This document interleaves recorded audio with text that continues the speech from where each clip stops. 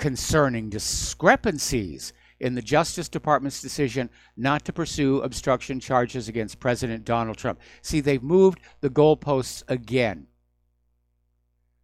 Forget collusion. Now we've got obstruction. How can you have obstruction of justice when a crime did not occur? That's really the issue here. Mueller said there was no collusion. Trump and his people didn't do anything. How can there be obstruction if there wasn't a crime? And Mueller never said that he or any of his people were obstructed. They're trying to make another mountain out of a molehill.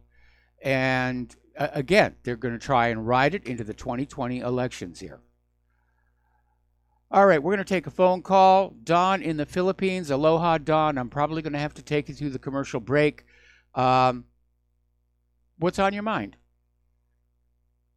Well, Mike, yes, it's hard to figure out what's going on with Trump.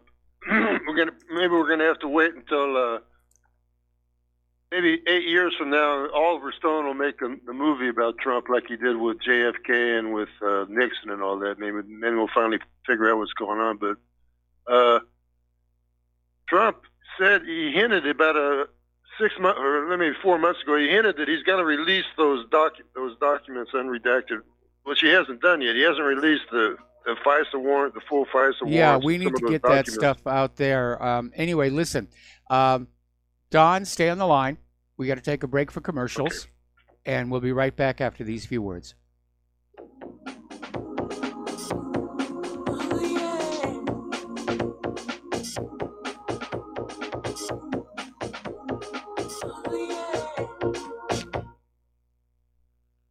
Corporate media dominates the American opinion. Finding independent voices that counter this avalanche is becoming increasingly difficult. With the endless corruption running rampant throughout our government, independent voices are needed more than ever to battle the offensive against our freedoms and liberties. As a listener of RBN, no one understands this concept better than you.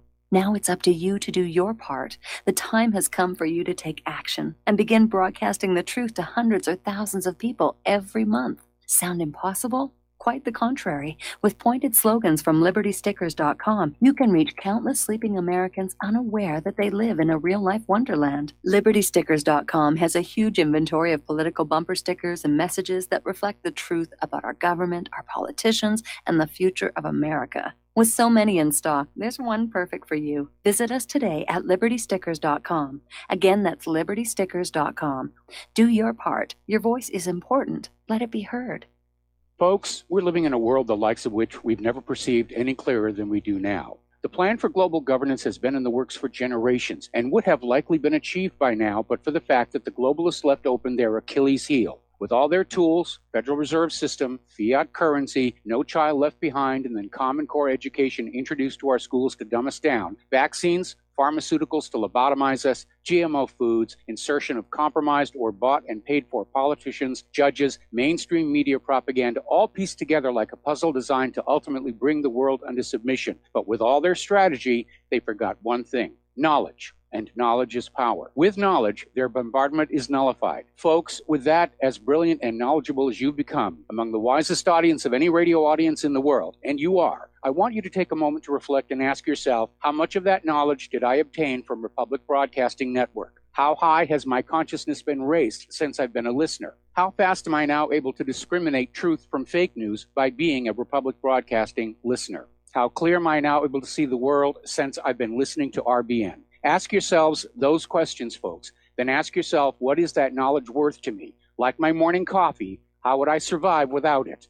A voice of truth in a sea of lies. Do we not all need to make sure it survives? Like public broadcasting, we are now finding we can only survive with listener support. Censorship, advertisers being attacked, truth itself being attacked. It's the only way through this. We at Republic Broadcasting humbly ask you to become a supporter. Look at your budget and make a determination of what Republic Broadcasting is worth to you and what you can afford on a monthly basis.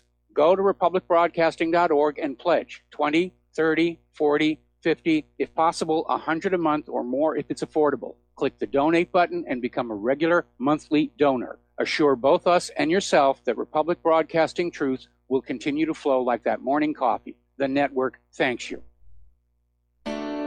We the people in all justice ensure domestic tranquility. Provide for the common defense, promote the general welfare, and secure the blessings of liberty to ourselves. And aloha, America. Welcome back to our show. And before we go back to Don in the Philippines, of course, because of the promo that just played here, once again, Republic Broadcasting is asking for your help. And I want to start off, first of all, by thanking everybody who has donated. And I understand from Mike in the control room that there was an increase in donations following our little technical hiccup that we had earlier in the month. And it means that people are recognizing we're running right on the edge here. I mean, this stuff is being held together with duct tape and baling wire.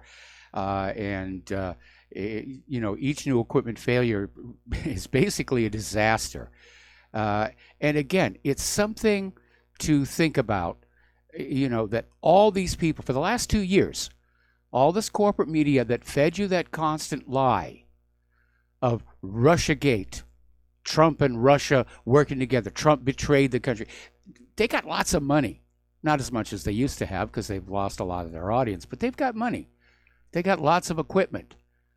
You know, they've got spares on the shelf. If something breaks, they just slap in a spare and they stay on the air. We don't have that luxury. Every failure of a mixer board or a computer can just take us right off the air or off the net.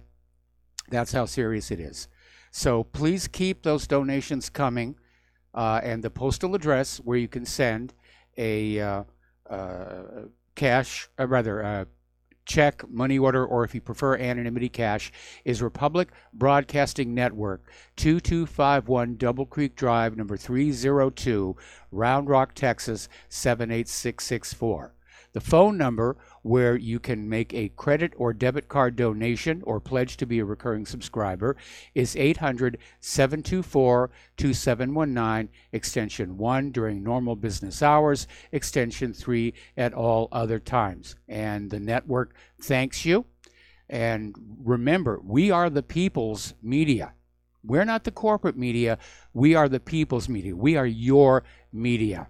And we need your help to keep going. So thank you very much. Okay, back to Don in the Philippines. And we're talking about where Trump was saying he was going to release these FISA documents, and he hasn't. Now would be a good time to do it.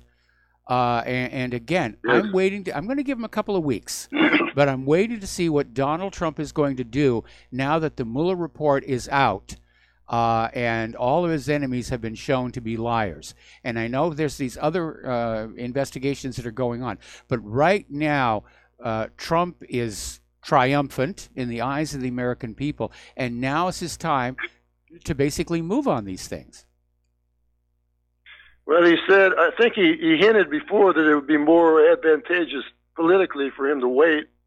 Maybe he's waiting until just before the elections, the 2020 elections. Because and then he'll just dump everything right then, and so he can actually, then it'll be fresh in people's mind when they go to vote. That's what he kind of hinted that he was going to do. It'd be better for him to wait for a while. I disagree. I disagree, but because by 2020, the FISA story is going to be ho-hum in the eyes of the American people. Right now, the American people, are outraged at having been lied to. And now is the moment where more of the lies need to be exposed to sort of capitalize on the situation. Trump needs to exploit this moment.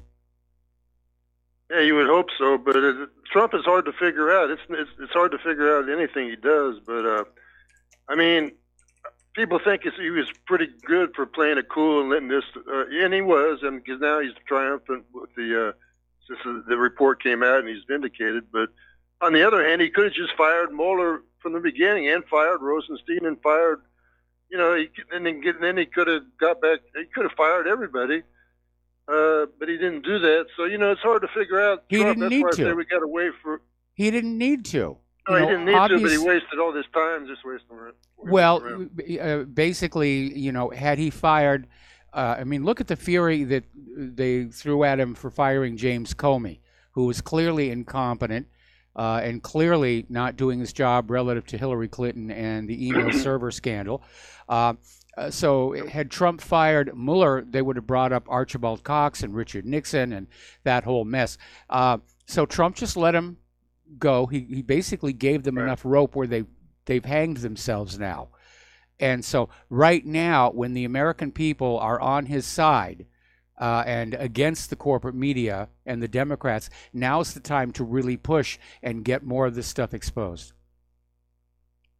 Well, he can do whatever he wants. He's the president, but yeah, like I said, we're just gonna have to wait till he's dead, till he's out of office, and Oliver Stone makes the movie. Then we'll be able to figure it out. I'll let you go, Mike. Thanks. All right, thanks an awful lot here, and we do have more callers waiting on the line, but I'm not going to take them until after this next commercial break here. This is Trump's moment. This is the first time in his administration where he is politically on top. And he should take advantage of it. And like I said, I'm going to give him about 2 weeks to see what he's going to do. And if he doesn't do anything, then he's a one-term president. We got to take a break for commercials. We'll be right back.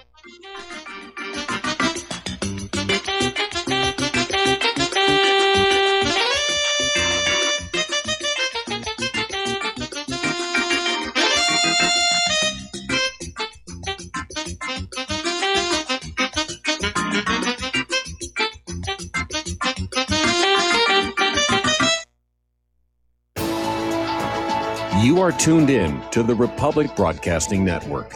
Visit our website by going to republicbroadcasting.org.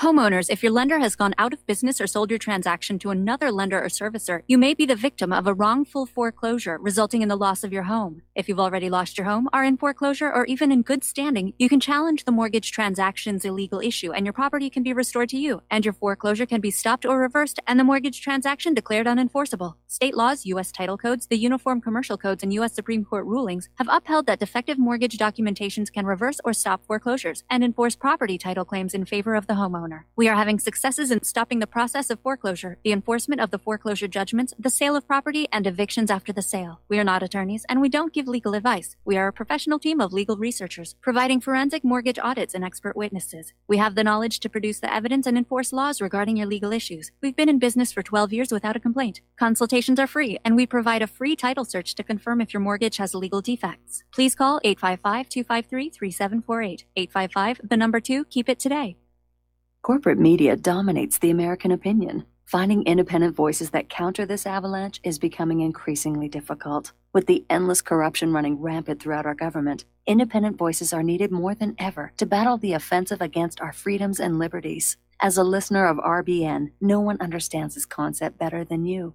Now it's up to you to do your part. The time has come for you to take action and begin broadcasting the truth to hundreds or thousands of people every month. Sound impossible? Quite the contrary. With pointed slogans from LibertyStickers.com, you can reach countless sleeping Americans unaware that they live in a real-life wonderland. LibertyStickers.com has a huge inventory of political bumper stickers and messages that reflect the truth about our government, our politicians, and the future of America. With so many in stock, there's one perfect for you. Visit us today at LibertyStickers.com. Again, that's LibertyStickers.com.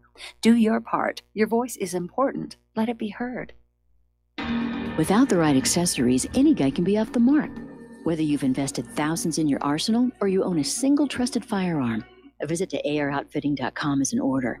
It's one of the finest online selections of tactical optics and AR parts and add-ons, like EOTech, quick target acquisition with no peripheral loss. Browse the full range of Nikon scopes and binoculars. AROutfitting.com can illuminate your world with Streamlight gun-mounted lights from keychain to large handhelds up to 1,100 lumens.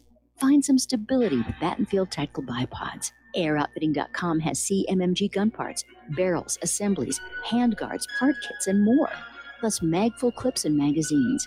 I know I've got you excited, so take a breath. Head to AirOutfitting.com. The site's super easy to navigate and features a ton of technical info, including links to manuals. We also welcome vendor and manufacturer inquiries. Remember, if you don't see it, we can get it at AirOutfitting.com.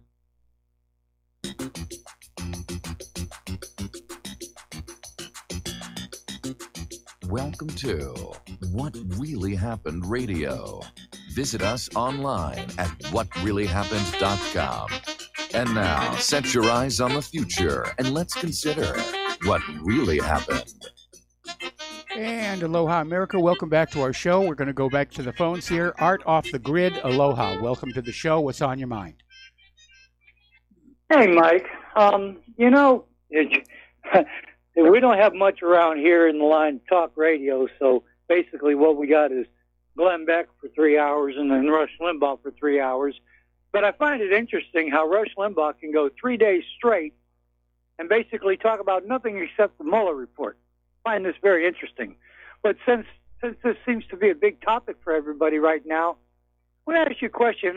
I'm not really a big fan of Rush Limbaugh, but he did lay out a scenario for people to consider. And so I want to kind of throw this at you and then follow up with something else that kind of ties into this as well. Consider the hypothetical. If you might, let's say for whatever the scenario is, let's say you push a narrative that Iran is doing something, okay? Yeah. And for 2 years, it's Iran's doing this, trust me, people. I've got inside information. I've got trusted sources that are telling me that this is going to happen and Iran's going to suffer the consequences. At the end of 2 years, the bottom fell out, just like the Mueller report here. What would you do? What do you think the listeners do? Probably a lot of them would tune out. Yes. And what would you do, being a man of honor, which I believe you are? First of all, I believe you would be incredibly outraged that these people that you trusted had misled you to that degree. And on top of that, I'm sure you would come on air, again, being a man of honor, which I believe you to be, and deeply apologize and beg forgiveness of your listeners. Now, I believe that to be the case with you and most of the people on RBN. But when we look at the mainstream media, where are the apologies? Now, given that, let's remember back to the Kavanaugh hearings. There were people who were asking Congress to investigate Brett Kavanaugh. And Congress repeatedly said, we are not an investigating agency. That's not what we do. But yet, after the Mueller report didn't give them what they want, now all of a sudden, Congress wants to investigate. Hold on a second. Wait a minute. I thought you weren't an investigative agency. Yeah. And Congress, I mean, there can be congressional investigations into the government itself, but again, you have to ask the question. They're edging very close to that separation of powers doctrine, but at this point, everybody is so rabid to get Donald Trump. The rules don't matter anymore. In fact, a lot of them don't even know the rules. I keep going back to Mazie Hirono not knowing that it's illegal for an immigrant to step across our border without permission. Some of these people are really very clueless, and you have to wonder, by what means do they wind up running this country? Well, I think a lot of it we have to look at the people that are doing the voting, but Well, I would say we have to look at the people doing the vote rigging. Well, yeah, that too. But I just find it amazing how, when it's one thing, it's one way. When it's something else, it's completely flipped on its head. And nobody seems to know anything about what anybody's doing anymore. And it's like there are no apologies. There's no regret. These people have no shame whatsoever. They're just plain and simple out to destroy anyone and everyone who does not agree with them. And I bet you if you disagreed with them on the shade of green of the grass, they would probably look to politically destroy you simply because you disagree with the shade of green. Yes. I mean, this is how these people have got. Yeah, it's rather, how should I put this? It's saddening. It's almost heartbreaking to see this government this factionalized. But if my prediction of a Soviet Union-style collapse is correct, this is one of the stages we have to go through. And it does seem like the infighting is continuing. and we have part of the system is going to back off and say, okay, we blew it with Russiagate, but then you have all these others who are out there saying we must go on. That we're going to just keep on going here. Apparently, Representative Eric Swalwell continues to insist that the Steele dossier is absolute fact. He's still, yes, Trump did these things. He did all these things with these hookers in Moscow. None of it's been disproven. Well, of course, you can't prove a negative anyway. Right. What's missing, of course, is substantiation. But I mean, that's how desperate they are. I have this Steele dossier, and it's absolutely factual. Yep, it is, and it's just amazing. And let's not forget, Pravda did say that we are going to get to see the United States go through the exact same thing that happened to Soviet Russia due to its own hubris. Yep. So I mean, whoever thought that Pravda of all I don't know, call it a news agency, if you will, whatever, of all publications, Pravda got this right. Hey, thanks, Mike. We'll talk to you again. All right. Thanks an awful lot. And we're going to switch over to Glenn in Philadelphia. Aloha, Glenn. Welcome to the show. What's on your mind? Hi, Mike. Hi. Just I want to make a simple but very subjective point about the social psychology of the left. And I find this among the left-leaning people, Democrats I know, and it's true even of highly intelligent people with advanced degrees, sometimes especially them. And it's just a simple observation that they seem to be highly motivated by peer pressure. Like they're afraid to, like no matter how factual your facts are, when you present them, they have a dyed-in-the-wool, my mind's made up, don't confuse me with the facts attitude. But they seem to be very much like insecure adolescents at a junior high school cafeteria table. They're terrified of saying anything that might get them kicked out of the cool kids table. Well, you're absolutely right about that. And yeah, it does pervade academia. And unfortunately, one of the reasons why our science is, I think, lagging behind the rest of the world is that the process of getting a college degree, for example, in the sciences, an advanced degree rather, is that you basically have to pledge fealty to previous generations' conclusions. If somebody was going out for a PhD and challenged the Big Bang Theory, they'd never get their degree, and they know that going on in. So they're going to try and find some way to resolve all the numerous contradictions and paradoxes within the current theory. And even if they don't succeed, yes, he's a believer. He believes in the Big Bang. Yes, here is your degree. Here's your diploma. Right. Well, and I'm sure that the right wing has its peccadillos and faults and problems, but like the left also, there's this pervasive sense of pseudo-intellectuality with the left too. Like someone who's really doesn't have that much on the ball thinks that by affiliating with left, it makes them we're the intellectual side. You're absolutely correct. You're absolutely correct. And the reason for that is very simple. When liberalism first got going, it was the intellectual crowd. It was basically on college campuses and so forth. And, they made no bones about the fact, we are smart, we have education, and we've got plans for the country. And you're absolutely right. People who don't have a lot of marbles, who are not quite Mensa material, if you will, or whose college degree is in, art history major or something like that, they say, I'm a liberal, therefore I'm intellectually superior to all the conservatives around me. And, I've met people like that. We have a friend of ours who's a liberal, who's absolutely convinced of her intellectual superiority, even though from my point of view, it's not quite there.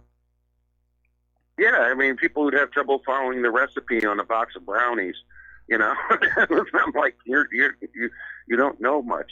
But anyway, yeah. So yeah, but this cool kids table thing, this peer pressure motivation and this terror of admitting to anything, no matter, evidence, like this. This is all, Trump himself said, bring out the whole report, make the whole report available. I think they need to do that. But, I agree. And even when presented with all these evidence of all this lying that's going on, many are don't react with horror that people have departed from the truth. They react with horror that their lie has been exposed. Yeah, that's exactly it. I mean, look at the outrage, and you know, we're talking about Americans. I think should be relieved that first of all this is all over, and maybe breathe a sigh of relief that Trump wasn't selling out our country to Russia. But no, the reaction is, oh, we have to find something else, and just this foaming hatred at the mouth. Right. Not to mention the flaming hypocrisy associated with the election interference thing, coming from all the objection about this meddling in the elections, coming from a country that regime changes nations all over the world. Absolutely. And plus, of course, the fact that the growing awareness among the American people that our political system is being meddled with on a massive scale by Israel. And, if Russia had any influence in the 2016 elections, it was microscopic, ineffectual. Nobody can really document it happened. It's based on the idea that some people in Russia were posting to social media. That's basically it. And right. Well, to quote Deep Throat, if you follow the money about who's greasing the skids on campaign donations, I mean, that's a little more conclusive. Yeah, absolutely. Follow the money. Yep. All right, Mike. That's all I had. Thank you. All right. Thanks an awful lot. We're going to let you go. The phone lines are open again. So getting into the war zones here, Mike Pompeo has requested $500 million to finance regime change in Venezuela. And they're not even trying to hide it again. This is the United States saying, we, the exceptional nation, have a right to go into other countries, overthrow the legitimate elected government and impose puppet rule, just deal with it. Now, of course, for most of us, this idea of the U.S. going into Venezuela and overthrowing their legitimate elected government sounds like meddling. And then, of course, you have Mike Pompeo out there saying, well, Russia needs to get on out. We won't tolerate their meddling in Venezuela here. So the message we're getting from the administration is that our meddling is good and Russia's meddling is bad. And that's all you dumb American voters need to keep thinking about, because that's what they think you are. They think you are really, really dumb and you're going to fall for all of this stuff. All right. Venezuela got hit with a third blackout. This one did not last as long because apparently Venezuela's electric grid understands what happened the first two times, and they were poised to basically respond much more quickly. But Moscow is out there saying that basically they're convinced this is Western sabotage, and part of the problem is that these electrical substations use equipment manufactured in Canada, which means the United States government can go up to Canada and get all the algorithms and software and vulnerabilities in order to target the Venezuelan power grid. And there's an object lesson for the rest of the world. If the U.S. can do it to Venezuela, they can probably do it to you. So now is the time to start hardening your electrical system in terms of interactions with the net. And I understand with a distributed electrical system, you have to rely on the internet for portions of it to talk to each other. Okay. So basically, there was a new attack on Venezuela's electric grid. Power was restored in most parts of Venezuela within just hours. Okay, apparently Juan Guaido, who is still driving around Caracas, was actually attacked by citizen passerbys. He was leaving the offices of the National Assembly, and this was not an organized protest. It was just people in the street recognized who he was and came on up and just started pounding on his car. He's not popular. Any idea that this guy represents the new face of Venezuela as seen by the Venezuelan people? No. And interestingly enough, he's no longer has status as a representative to the National Assembly. So interesting development here. Now, Donald Trump is out there thumping his chest and warning that Russia must get out of Venezuela and all options are on the table.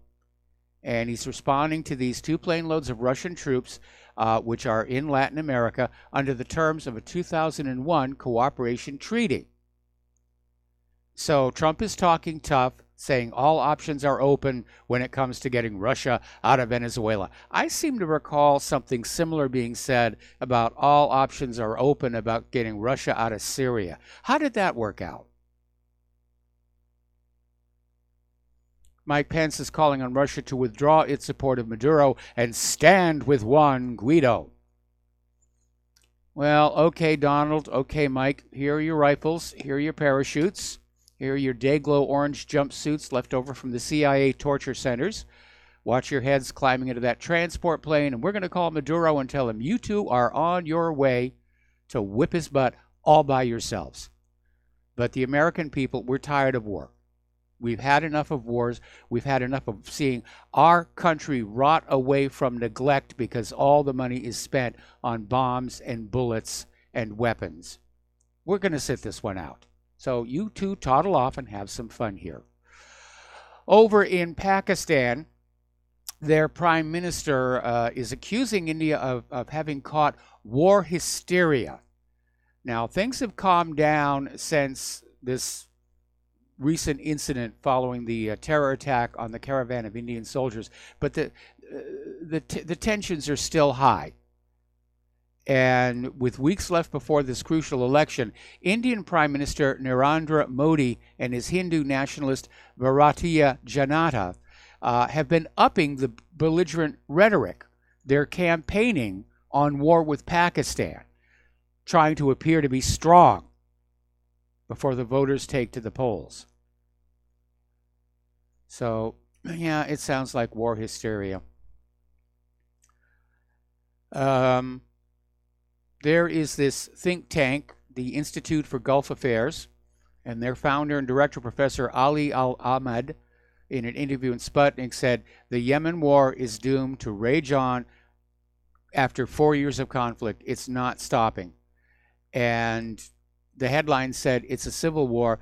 It is not a civil war. This is the U.S. trying to reimpose the puppet ruler the Yemenites threw off. That's what's going on in Yemen.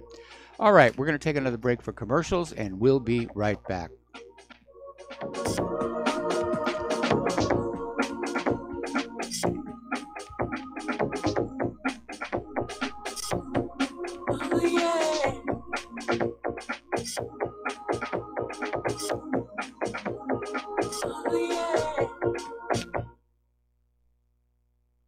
Okay, nurse, let's get this man to the ER stat. Right away, doctor. We see this every day. Heart attack or angina pain due to blocked and clogged arteries. Chelation can remove obstructions or blockages from arteries and help avoid painful and expensive surgery. Now there's Angioprim. It's a liquid oral chelation product that you take with juice. You start to feel the results fast. Angioprim increases blood flow all over the body, and that means more energy and strength to take on the day with less aches and pains.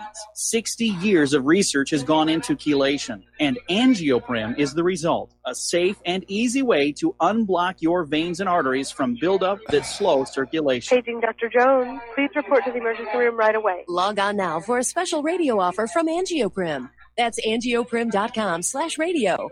ANGIOPRIM. Angioprim.com/radio or call 877-882-7221. That's 877-882-7221. Tired of being lied to by mass media? It's growing more and more apparent today that news is received less and less through standard media outlets. Even with a growing audience every day, RBN is beginning to direct more efforts into social media. Social media and the use of the internet is fast becoming the primary source of people for news, regardless of demographic. RBN has set out to provide some of the best news on the internet through republicbroadcasting.org, and also has begun to use the tools to our advantage by way of social media. Republic Broadcasting is now operating a Facebook page to function as yet another avenue to have our collective voice reach new audiences across not only America, but across the globe as well. The Facebook page features not only news, but also an RBN player to listen to our broadcasts.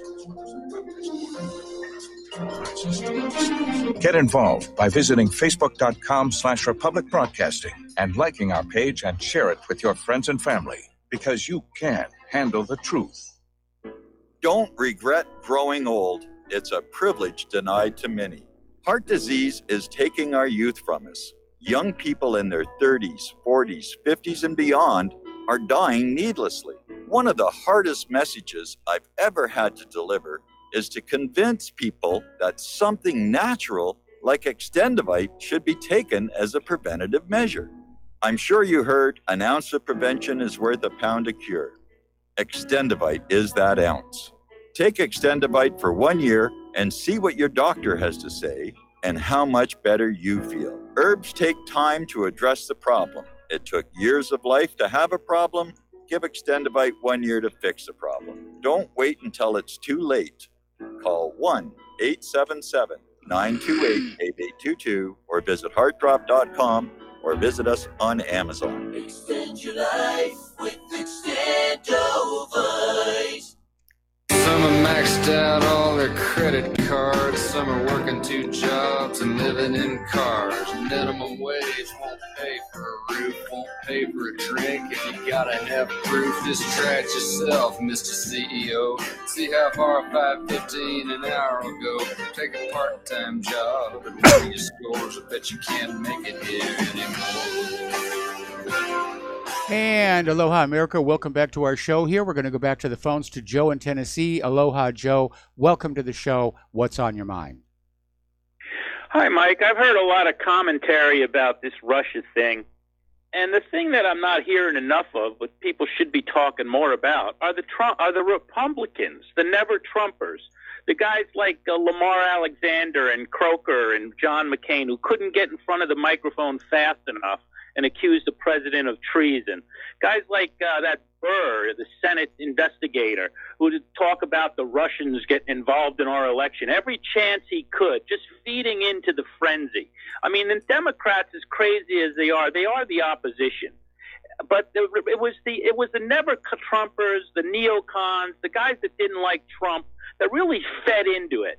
Remember the 17 intelligence agencies saying Russia interfered in our election? All that just helped to demonize Trump and make him appear to be... Joe, that claim that all 17 intelligence agencies said Russia interfered in our election, that was also fake news, and the intelligence agencies came on out and said, no, we never said any of that. So... Well, that came right from Hillary Clinton, but it was Hillary Clinton, there's the authoritative source. Yeah, but once again, it gets to my point about the Republicans just going along like megaphones, amplifying the lie and the fraud against Trump.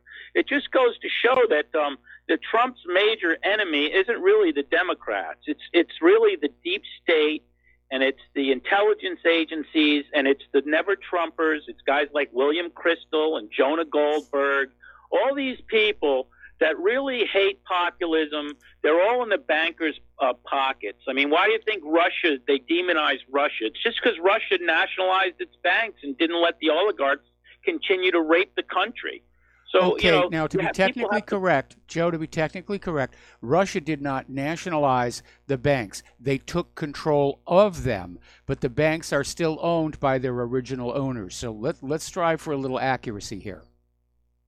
Well, that might be true, but they did take control of them. I mean, that's better than, you got to admit that the oligarchs, the Rothschilds, all the big banking families, they're really pissed about Putin coming in there and blowing their control of Russia. Well, that's absolutely true. I mean, that was the moment when Russia went from being this buddy-buddy with the United States to, does not get a Christmas card list.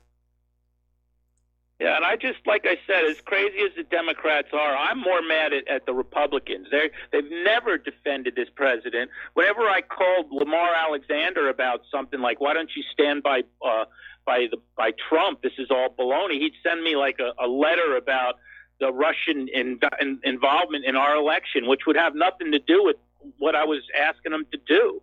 But, these people, like I said, Trump's really got to focus his anger, not just at the well, of course the Democrats, but it's really the deep state Democrats and the deep state Republicans. Well, it's the deep state you know, in general, and yes, there's a lot of Republicans in there, and we should be angry with all of them. And you're absolutely correct. We shouldn't just focus on the Democrats. We should focus basically on everybody who pushed this Russiagate story, regardless of political party or affiliation. And especially, we're going to go after that corporate media. Anyway, listen, Joe, we got to let you go. We got to take a station identification break. Back with hour number 2 after these few words.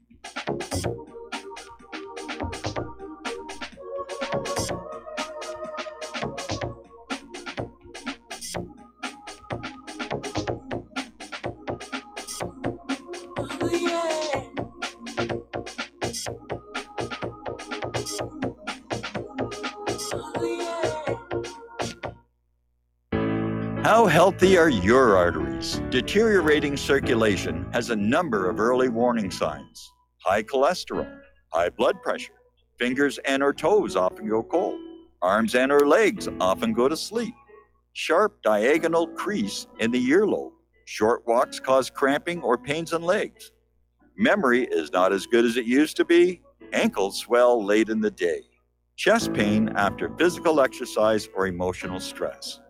If you experience even one of these symptoms, your circulatory system is crying out for attention. Extendivite is a natural solution to help improve your overall health. Extendivite is not your average heart tonic. To order, call 1-877-928-8822 or visit heartdrop.com or find us on Amazon.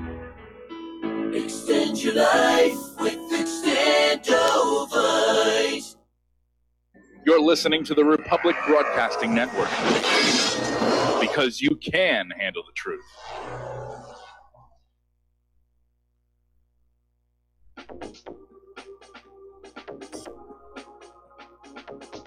What Really Happened with your host, Mike Rivero.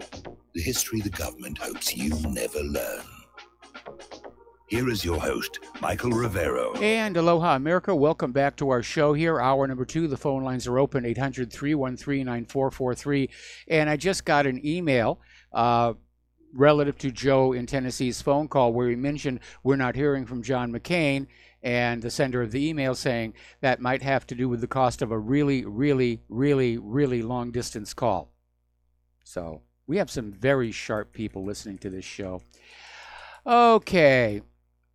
Getting on back to the international situation, analysts are saying that Trump's Middle East peace deal will die very quickly. This is coming from Professor Gabriel Ben-Dor, head of the National Security Studies Program at the University of Haifa.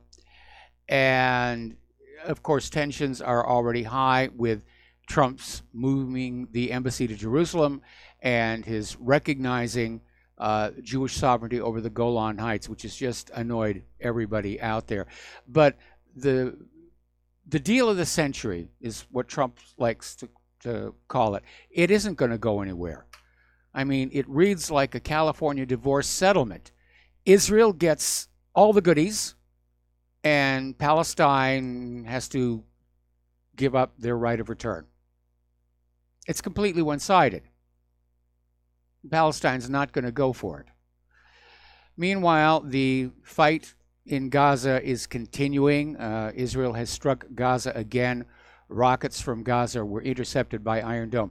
Now, I want to go back to that first rocket, the one that damaged that house, because we had a caller the other day saying that Hamas had admitted it was theirs and it was launched by mistake. Actually, no.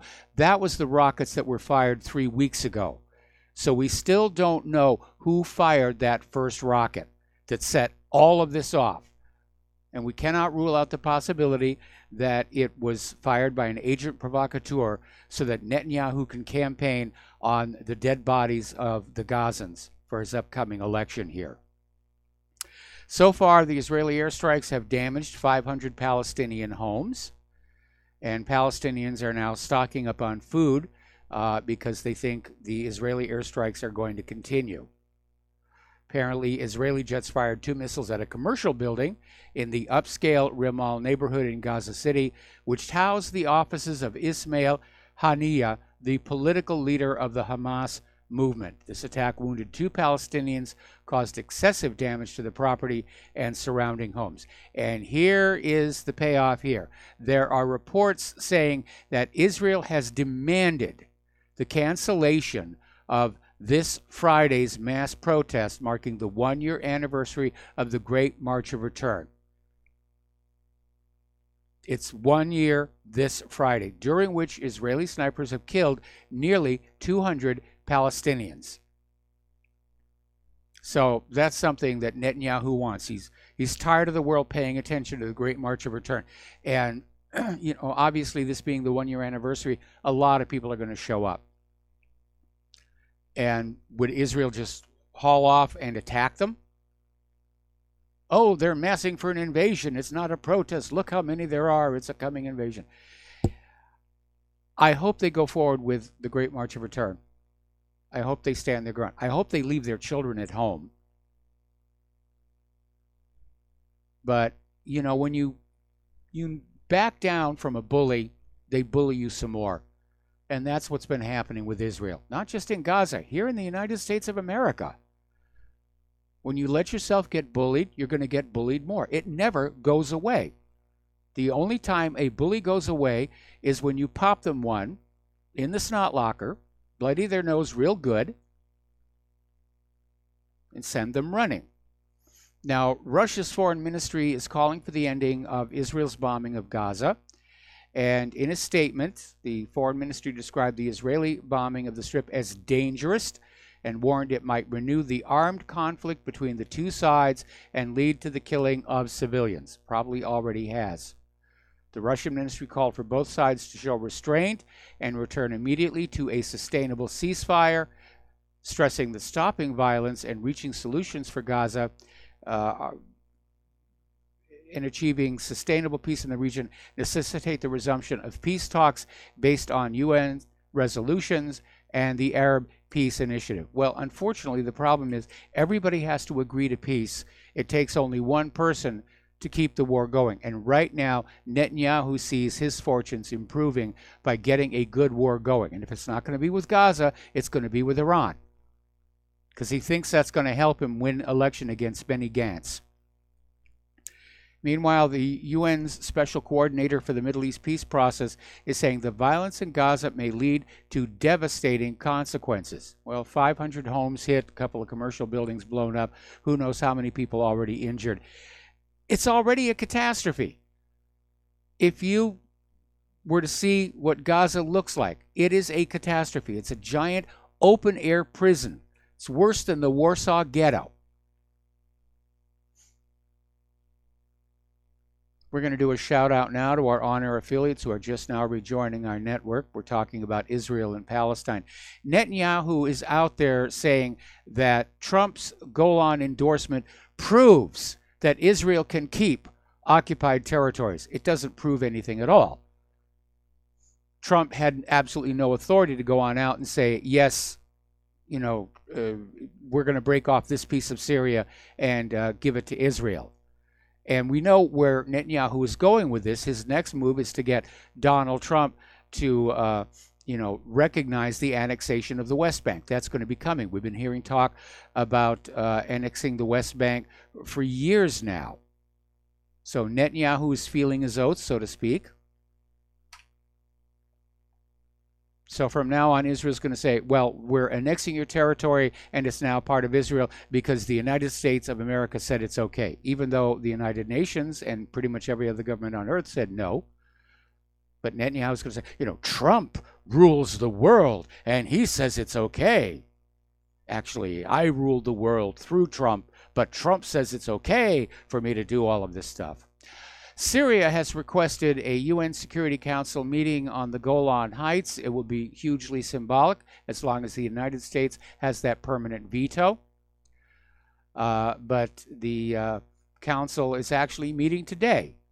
on renewing the mandate of the UN peacekeeping force deployed between Israel and Syria in the Golan, known as UNDOF.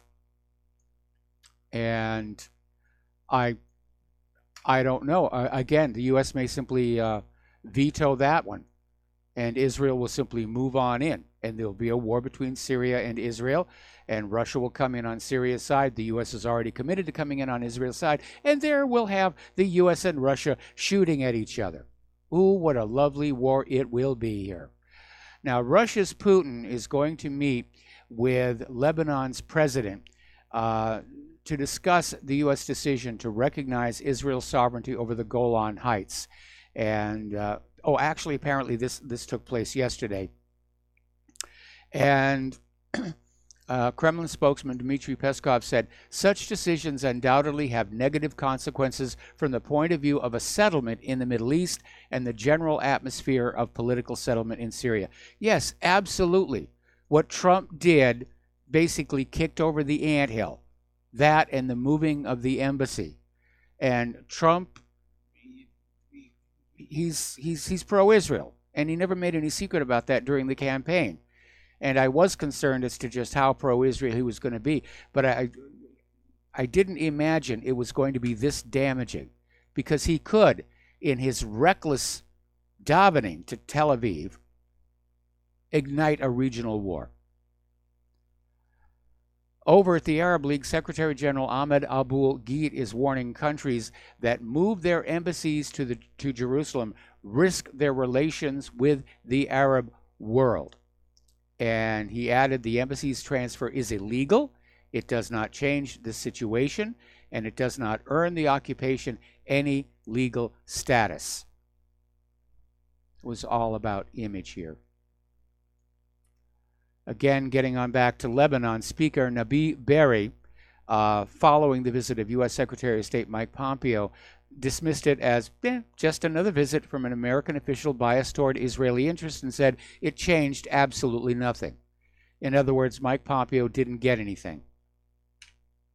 Waste of taxpayer funds to have sent him there. Now, the United States has hit Iran with new sanctions for evading the existing sanctions. And it's kind of ironic. Nothing Iran is doing is illegal. They're just running their money through different channels in order to engage in commerce. And the U.S. attitude is, how dare you not just sit there and suffer under our sanctions? How dare you move outside the dollar and through other countries that won't enforce our sanctions? Well, we're going to sanction you some more. And you get a sanction, and you get a sanction, and you get a sanction. Apologies to Oprah. Okay. Now, a very good question, or actually it's a statement. This is from Russia Insider, that the U.S. and Israel will force a crisis with Iran to keep Netanyahu in power. Maybe, maybe not. I think if Netanyahu gets a really bloody war going on in Gaza, that will be enough for him to campaign on. But according to this article, they're saying the situation is that they may provoke this crisis as a campaign issue. And it's somewhat reminiscent of the October surprise that helped bring Ronald Reagan to the White House. Now, if you're my age, you will remember all of the stuff about the October surprise. Back then, the Reagan campaign team, led by William Casey, secretly negotiated with Iranian representatives to prolong the U.S. Embassy hostage crisis past the 1980 election, which allowed Reagan to use the continuing standoff as a wedge issue to attack Carter's foreign policy. And this was following that mysterious rescue effort launched by the Carter administration, which failed and basically landed in the desert. A lot of people thought it had been sabotage here. Mind you, when William Casey did this, he was in violation of the Logan Act. Everything they did was absolutely illegal. So anyway, Reagan won. The hostages were released. Reagan provided the hardware that had been promised to Iran, which eventually became Iran-Contra. So are they going to try and do something dastardly to provoke another crisis with Iran? Trump's Syria envoy, Jim Jeffrey, is saying that, yes, the war will continue. How many weeks ago was it when Trump got up there and said, yep, the war's over, ISIS is defeated, we're going to bring our kids home? Nope, not going to happen. The war is going to continue. In a press conference yesterday, Jim Jeffrey said the defeat of ISIS will not result in a U.S. withdrawal from its illegal occupation of Syrian territory. In fact, he said the U.S. would continue to support the anti-Assad vetted Syrian opposition fighters. So now we're back to, we're going to get the evil Assad. And meanwhile, Turkey is saying, over our dead body, the U.S. Syria policy makes no sense.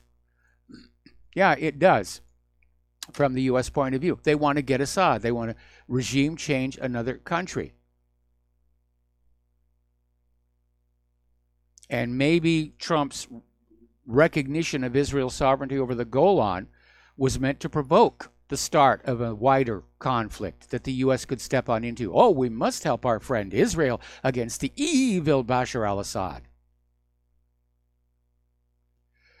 Meanwhile, the Pentagon is sustaining their budget for arming the local anti-IS and apparently now anti-Assad forces in Syria. So they keep flipping back and forth. Remember, it was originally Assad's gassing his own people, which turned out to be a lie. Then it was, oh, we're not here making war on Syria. We're here as part of the war on terror to get ISIS and Al-Qaeda. And then the U.S. kept missing ISIS and Al-Qaeda and kept on bombing Syrian infrastructure. Now ISIS and Al-Qaeda are pretty much gone. And the U.S. is back to saying, well, yes, we still have to get back to getting rid of Bashar al-Assad. Don't you get tired of being lied to? Don't you get tired of all the bovine excrement that they're pouring all over you? This is about oil and oil pipeline rights of way and currencies the oil is being sold in. That's what your money is being spent on. That's what your kids are being killed and crippled for. Meanwhile, we're getting yet another warning from Russia's United Nations envoy that the militants in Idlib are preparing to stage more chemical attacks to blame on Bashar al-Assad to basically give the U.S. justification to come back in.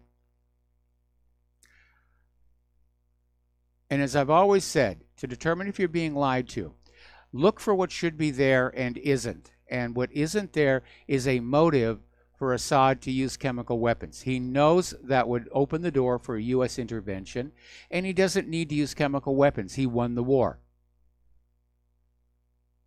And why, if he was going to use chemical weapons, were they used on women and children rather than the militants? Well, women and children were targeted to maximize the emotional value, the shock, so that you would see these poor targeted women and children and you'd go, oh my goodness, those poor suffering Syrians, and your brain would shut down. And you wouldn't think, am I really getting the true story here, or is this another version of Saddam's nuclear weapons or Russiagate? And yes, it is. Alrighty, over at the USS Gerald R. Ford, they've had it out on what they're calling post-shakedown availability, which is they're sailing it around and trying to see what works and what doesn't. Apparently, more faults have surfaced in the propulsion system, and the elevators are still not working correctly. This ship was supposed to be ready this summer. Now they're hemming and hawing and saying, well, it'll be sometime toward the end of the year. If then. $13 billion. And a lot of experts are saying it's not really equipped to survive in a real combat situation.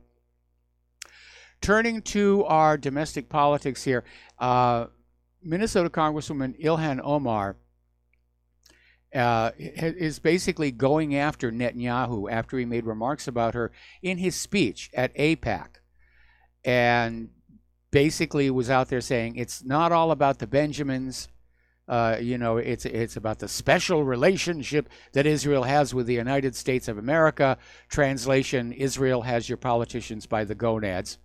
And Omar hit back on Twitter saying, this is coming from a man facing indictments for bribery and other crimes in 3 separate public corruption affairs. So game, set, and match to Ilhan Omar.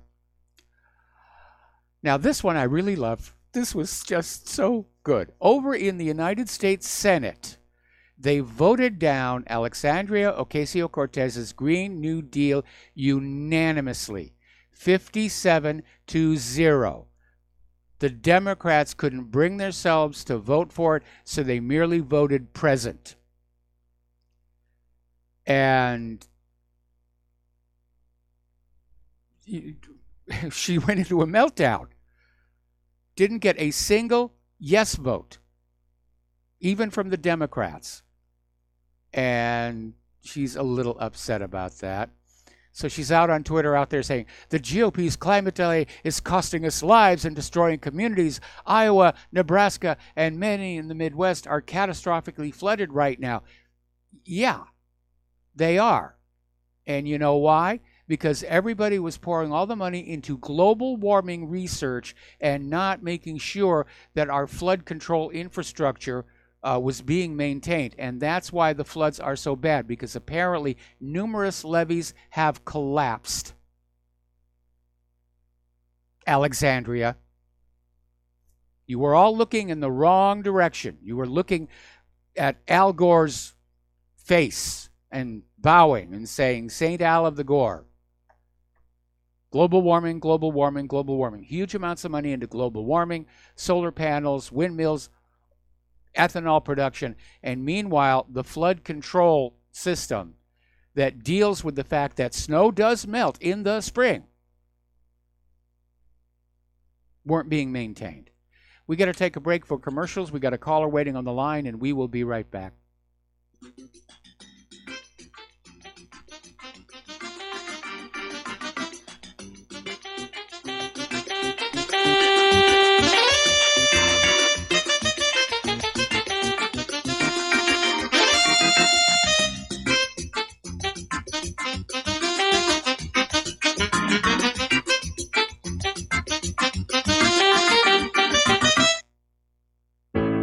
The reviews for Extendivite are amazing. Here are some from Amazon. By Christine, great for heart palpitations.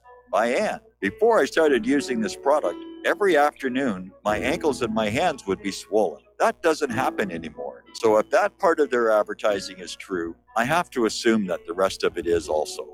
Not to mention that when I had my yearly blood test, only a few weeks after beginning to use this product, my cholesterol had dropped over 30 points. I'm going to continue to take it. By Croc, I love this product. It really works. By Brad, works great, thank you. Tell us your story. Get your Extendivite today. To order, call 1-877-928-8822. That's 1-877-928-8822 or visit heartdrop.com.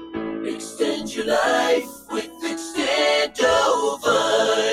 Folks, we're living in a world the likes of which we've never perceived any clearer than we do now. The plan for global governance has been in the works for generations and would have likely been achieved by now, but for the fact that the globalists left open their Achilles heel. With all their tools, Federal Reserve System, fiat currency, no child left behind, and then Common Core education introduced to our schools to dumb us down, vaccines, pharmaceuticals to lobotomize us, GMO foods, insertion of compromised or bought and paid for politicians, judges, mainstream media propaganda, all pieced together like a puzzle designed to ultimately bring the world under submission. But with all their strategy, they forgot one thing: knowledge. And knowledge is power. With knowledge, their bombardment is nullified. Folks, with that, as brilliant and knowledgeable as you've become, among the wisest audience of any radio audience in the world, and you are, I want you to take a moment to reflect and ask yourself, how much of that knowledge did I obtain from Republic Broadcasting Network? How high has my consciousness been raised since I've been a listener? How fast am I now able to discriminate truth from fake news by being a Republic Broadcasting listener?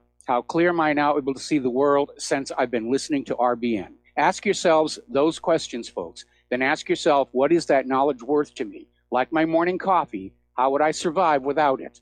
A voice of truth in a sea of lies. Do we not all need to make sure it survives? Like public broadcasting, we are now finding we can only survive with listener support. Censorship, advertisers being attacked, truth itself being attacked. It's the only way through this. We at Republic Broadcasting humbly ask you to become a supporter. Look at your budget and make a determination of what Republic Broadcasting is worth to you and what you can afford on a monthly basis.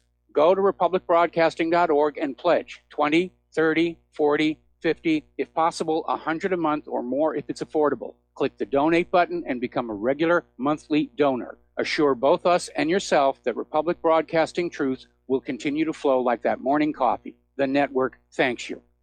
What this country is coming to, I sure would like to know. If they don't do something by and by, the rich will live and the poor will die. Doggone, I mean the panic is on. Can't get no way, can't draw no pay.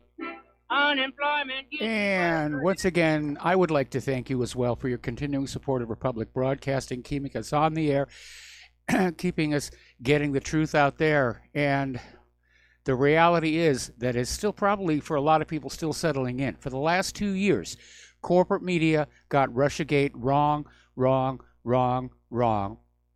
And independent media, including Republic Broadcasting, we had it right all along. So with your continued support, we're going to continue to hold corporate media's feet to the fire. So thank you. All right, let's go to the phones. Tony in Puerto Rico, aloha. Welcome to the show. What's on your mind? Well, Mike, do you think Trump still has time to put on those brass knuckles? And do you think Hillary is going to be indicted along the way? I would like to see somebody reopen that investigation into the email server. James Comey came on out and admitted she committed felony violations of Title 18 and saying we're not going to charge her. And by the way, that was not James Comey's job to recommend whether she be charged or not. That was up to the Attorney General. But apparently Loretta Lynch didn't want to take the heat for that. But Comey basically said she didn't mean to do wrong. That's not an excuse. Title 18 does not require intent. The specific part of Title 18 that she violated says if you negligence, recklessness, carelessness, you're still in big trouble. And again, Judicial Watch has found even more classified emails that were routed through her unsecure non-state government server. That's a Title 18 violation right there. Somebody needs to do something about that. We can't have anybody in this country who is that above the law. Right, but if Hillary does get indicted, do you see the government crumbling? I see a lot of people panicking because Hillary knows where all the dead bodies are buried and how they got to be dead bodies. And I'm sure that's how she's, been holding Alexandria Ocasio-Cortez is out there just sort of whining and crying over the fact that her Green New Deal is dead on arrival. And apparently she got into an argument with Sean Duffy, GOP Representative Sean Duffy, who called the Green New Deal elitist. And basically she said, it was way too expensive. And there are problems with that Green New Deal. It really is unworkable. It's the kind of thing that rich liberals will sit back and say, gee, this would be nice to do. Because they've got money. They can afford to overhaul their homes and make them energy efficient. And probably a lot of them already have done so anyway. But apparently there's been another billboard put up in New York City trolling Ocasio-Cortez after Senate Democrats refused to support her on this thing. And the billboard said, hey, AOC got the green raw deal blues after that Senate vote. Maybe no one liked the 93 quadrillion price tag. Now, the billboard references a February report that from the American Action Forum suggesting the Green New Deal could cost up to $93 trillion over a decade. See, that's a million billion. Yes, 93 trillion, not quadrillion, trillion. Just so many zeros to keep track of here. All right. As you know, this week, the AIPAC conference is taking place, and Democrats are taking the stage to pledge undying fealty to Tel Aviv and talking about the strong relationship between Israel and the United States, promising to police the American people against criticizing the government of Israel. They're actually up there promising to do that. No mention of the Palestinians, no mention of the illegal Israeli settlements. It's just up there, total pandering. Now, history has had despotic states that will war against their own citizens who criticize their own government. That's a given with oppressive, wicked regimes. But what kind of a bizarro world are we living in when the United States government disallows criticism of a foreign government? And apparently Mike Pompeo, during his appearance at AIPAC, was the one out there promising, you know, the United States will police their citizens for anti-Zionist sentiments, saying that the only reason people are opposed or critical of Israel, it's racism, it's anti-Semitism, it's Jew hate. We got to take another break for commercials. We'll be back with 2 phone calls after these few words.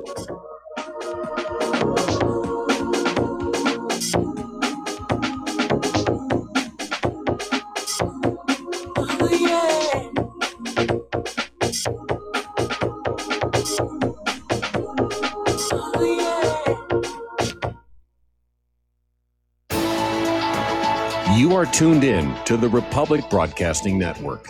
Visit our website by going to republicbroadcasting.org.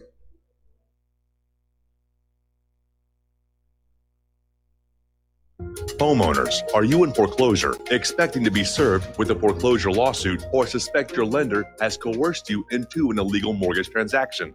A huge number of mortgages made in the last 10 years have legal issues and are possibly defective. State laws and the U.S. Supreme Court have upheld that defective mortgage documents are grounds for foreclosure defense and for counterclaims in favor of the homeowner. If your mortgage has been sold or assigned since closing the loan, it may be defective and you may be paying the wrong party, and the lender may not have standing or the right to foreclose or collect payments under the law. If you would like to know if your mortgage is legal or not, or know if you are paying the right party, we can help. Our initial consultations are free of charge. We are not attorneys. We are legal researchers and work closely with experienced lawyers who know how to help you find the evidence to help you keep your home. Call toll-free 1-855-2-KEEP-IT. That's 1-855-2-KEEP-IT today.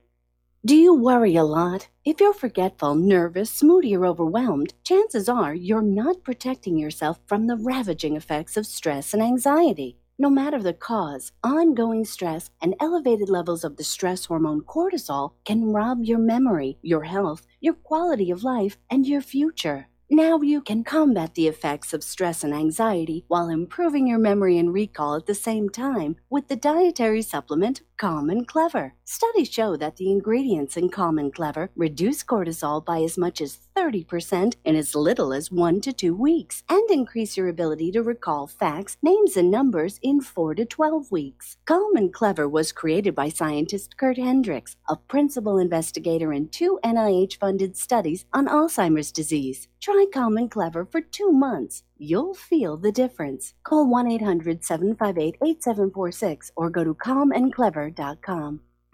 Without the right accessories, any guy can be off the mark. Whether you've invested thousands in your arsenal or you own a single trusted firearm, a visit to AROutfitting.com is in order. It's one of the finest online selections of tactical optics and AR parts and add-ons, like EOTech, quick target acquisition with no peripheral loss. Browse the full range of Nikon scopes and binoculars. AROutfitting.com can illuminate your world with Streamlight gun-mounted lights from keychain to large handhelds up to 1,100 lumens. Find some stability with Battenfield tactical bipods. AirOutfitting.com has CMMG gun parts, barrels, assemblies, handguards, part kits, and more, plus magful clips and magazines. I know I've got you excited, so take a breath.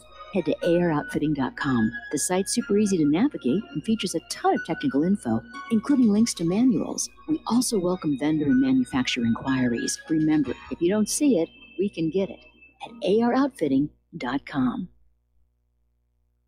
If you got the money, honey, we got the bombs. We'll plant 'em anywhere you like and blow up anyone. Whip this world into a frenzy, killing babies, dads, and moms. If you got the money, honey, we got the bombs. If you got the money, well, we won't say we did. The towers. And aloha, America. Welcome back to our show here. The phone lines are really loading up, but before I start taking phone calls here, a couple of things I want to get through. First of all, there's a breaking news story. This is coming from Senator Rand Paul, who has just tweeted out, a high-level source tells me it was Brennan who insisted that the unverified and fake Steele dossier be included in the intelligence report. Brennan should be asked to testify under oath in Congress ASAP. Definitely. Okay, up in Chicago officials are furious over the prosecution's decision to drop all charges against Jussie Smollett. And apparently the Empire writers are now taunting the public, which I don't think is a smart thing to be doing. I don't think it's going to reflect well on the show. And apparently recused state's attorney Kim Foxx has been identified as the person behind the decision to drop the charges against Jussie Smollett. This is coming from a police union source, and of course the Empire Star is still the subject of a federal probe. Now, the fact that Kim Foxx was still involved in the case is being explained away by apparently spokesperson Kira Ellis said that Kim Foxx never formally recused herself or the state's attorney's office from the case, that when she had made the announcement on TV that she'd recused herself, it was more of a colloquial use of the term rather than its legal sense. Apparently, clerks at the Cook County Courthouse have gone on out saying there were no written motions filed in dismissal of the Smollett case. There was no formal motion to dismiss, no paperwork whatsoever. Now, Rahm Emanuel is out there saying they're making fools of us, and he's demanding to know what the heck went on behind the scenes here. Piers Morgan on out with this comment, an apology to Jussie Smollett. I'm sorry, you're even more despicable than I thought you were, and so are the shameful prosecutors who let you off this repulsive, fake hate crime. Now, apparently, prior to the judge sealing the case, the police themselves started releasing a bunch of files. So there are some files out and about on this case for people to look at. Meanwhile, in a show of complete arrogance and not knowing when to quit, Jussie Smollett and his legal team are considering filing lawsuits against the Chicago police.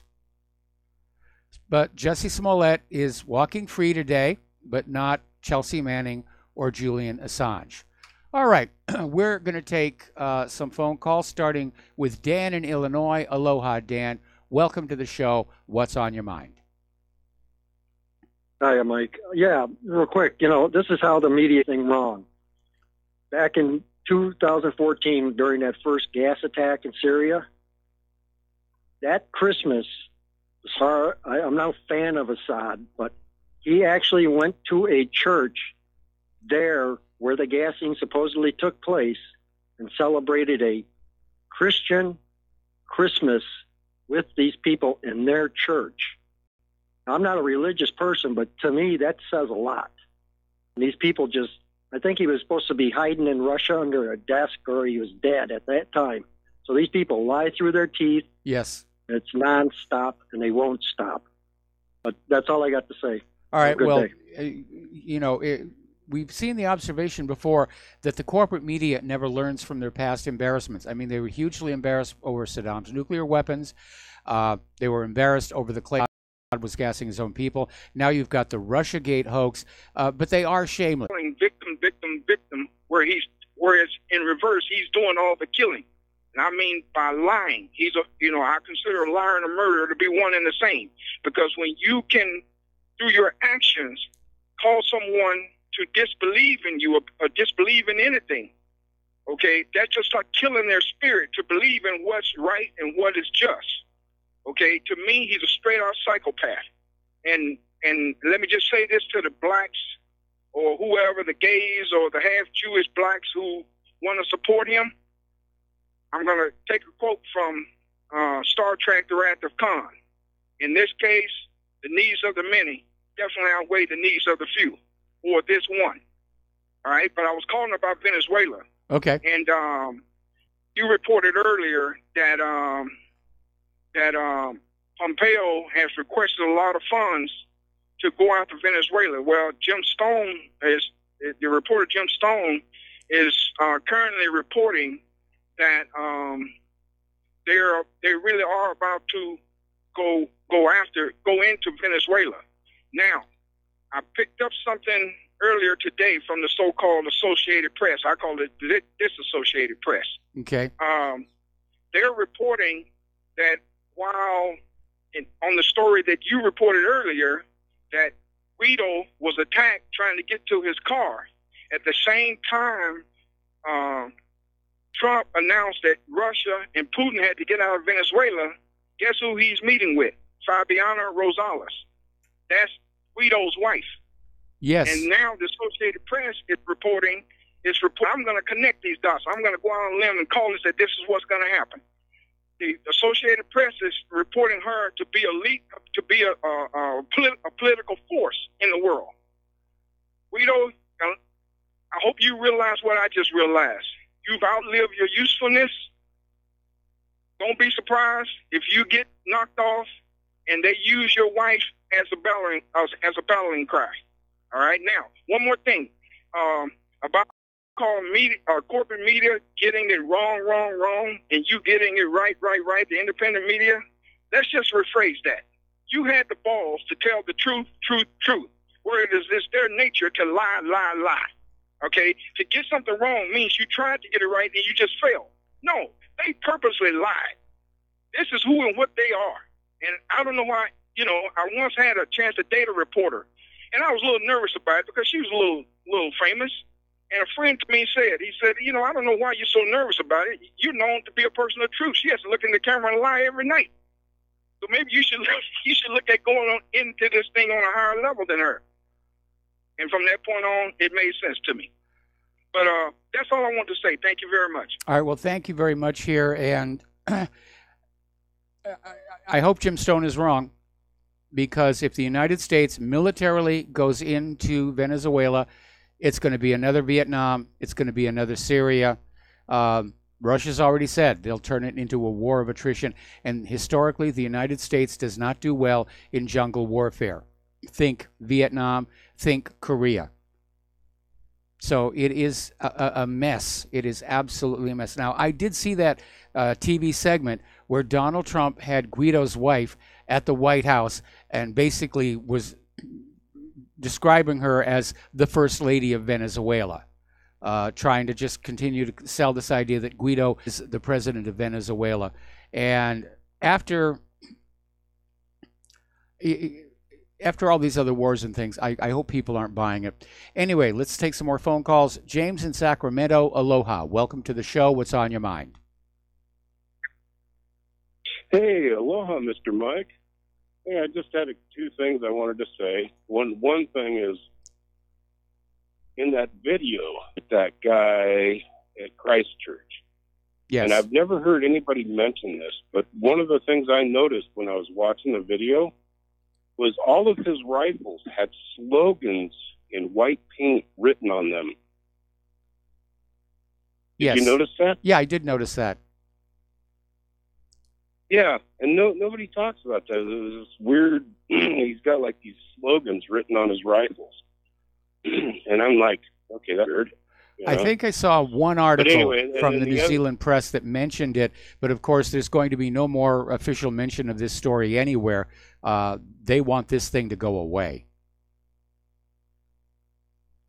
Yeah, well, I can't slow down my computer, and once I put it onto pause, it goes blurry, so I couldn't read the slogans. But I just noticed nobody mentions that about his rifles.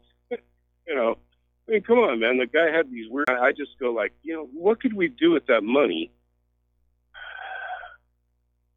I mean, seriously, what could a society do with all that money if they weren't throwing it at all of this just insanity?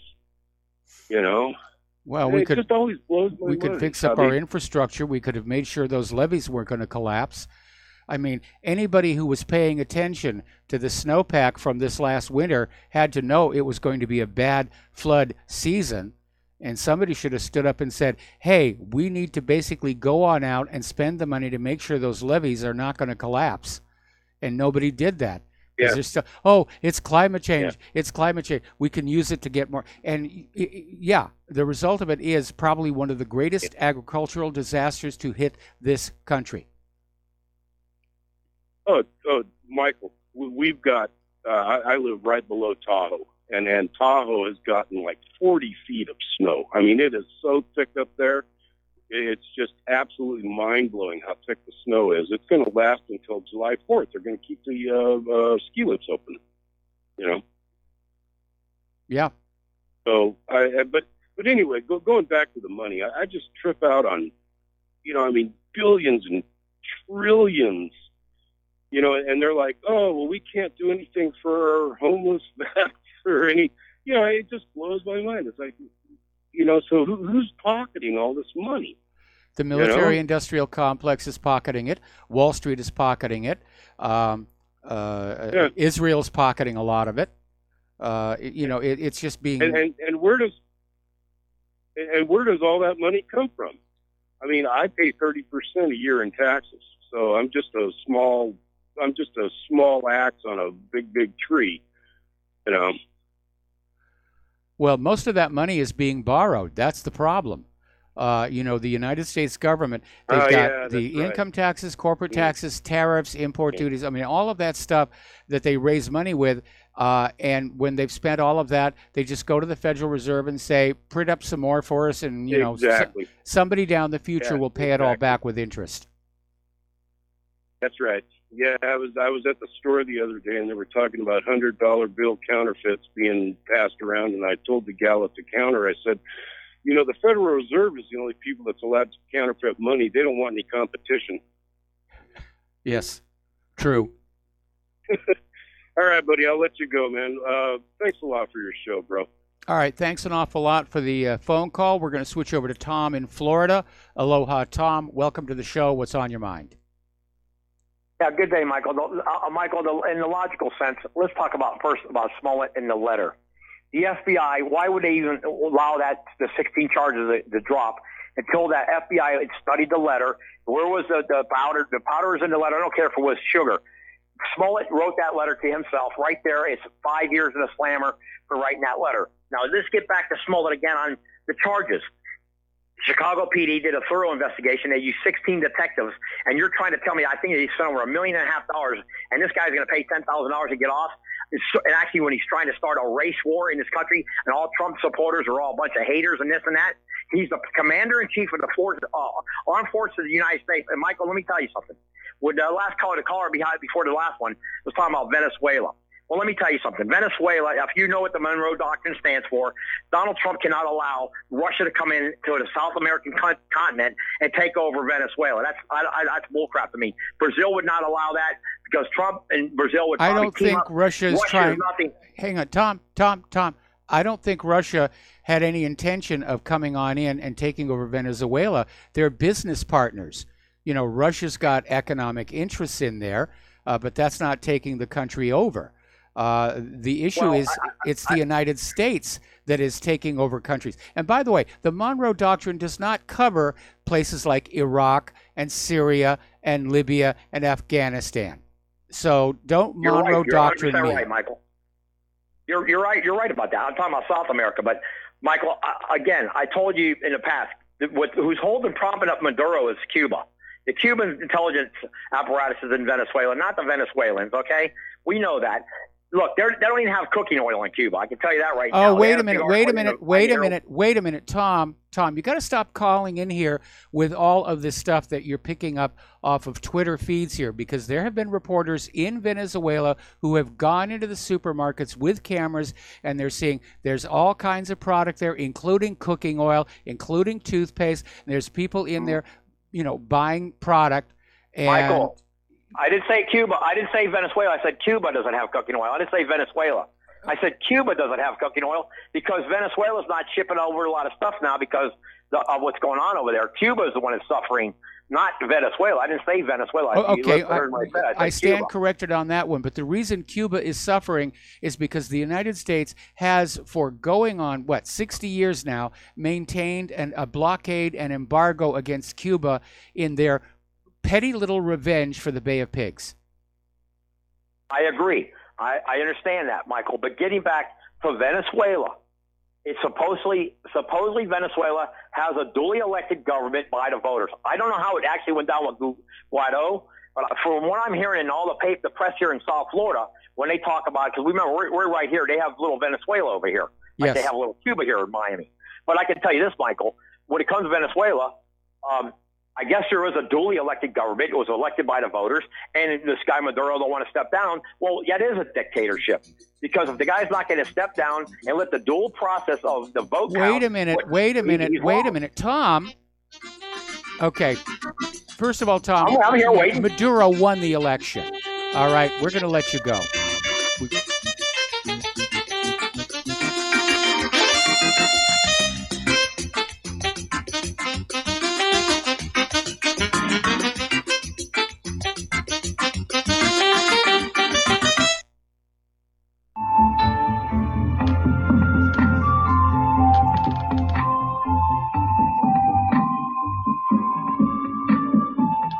Do you know there is an ongoing war right here in America? Are you aware that U.S. citizens have been classified as enemies of the state since 1933? Have you recognized that our entire government is really a vast network of interlocking corporations engaged in commerce? Look up Title 28, Section 3002. Tune in to In Defense of Humanity on Saturday nights at 7 p.m. Central Time. Find out what's really going on and learn how to protect yourself and your family as flesh and blood men and women living in a corporate reality.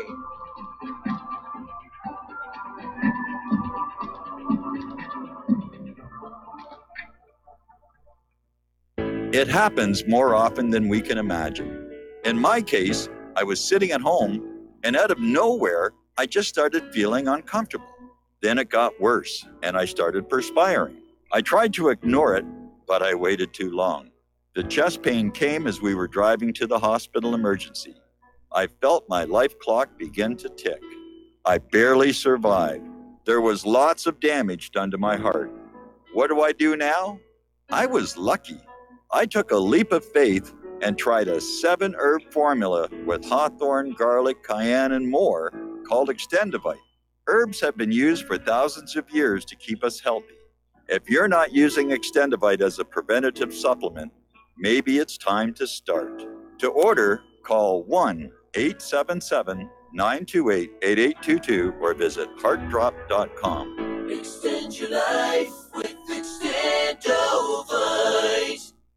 Homeowners, if your lender has gone out of business or sold your transaction to another lender or servicer, you may be the victim of a wrongful foreclosure resulting in the loss of your home. If you've already lost your home, are in foreclosure, or even in good standing, you can challenge the mortgage transaction's illegal issue and your property can be restored to you, and your foreclosure can be stopped or reversed and the mortgage transaction declared unenforceable. State laws, U.S. title codes, the Uniform Commercial Codes, and U.S. Supreme Court rulings have upheld that defective mortgage documentations can reverse or stop foreclosures and enforce property title claims in favor of the homeowner. We are having successes in stopping the process of foreclosure, the enforcement of the foreclosure judgments, the sale of property, and evictions after the sale. We are not attorneys, and we don't give legal advice. We are a professional team of legal researchers, providing forensic mortgage audits and expert witnesses. We have the knowledge to produce the evidence and enforce laws regarding your legal issues. We've been in business for 12 years without a complaint. Consultations are free, and we provide a free title search to confirm if your mortgage has legal defects. Please call 855-253-3748. 855, the number 2, keep it today.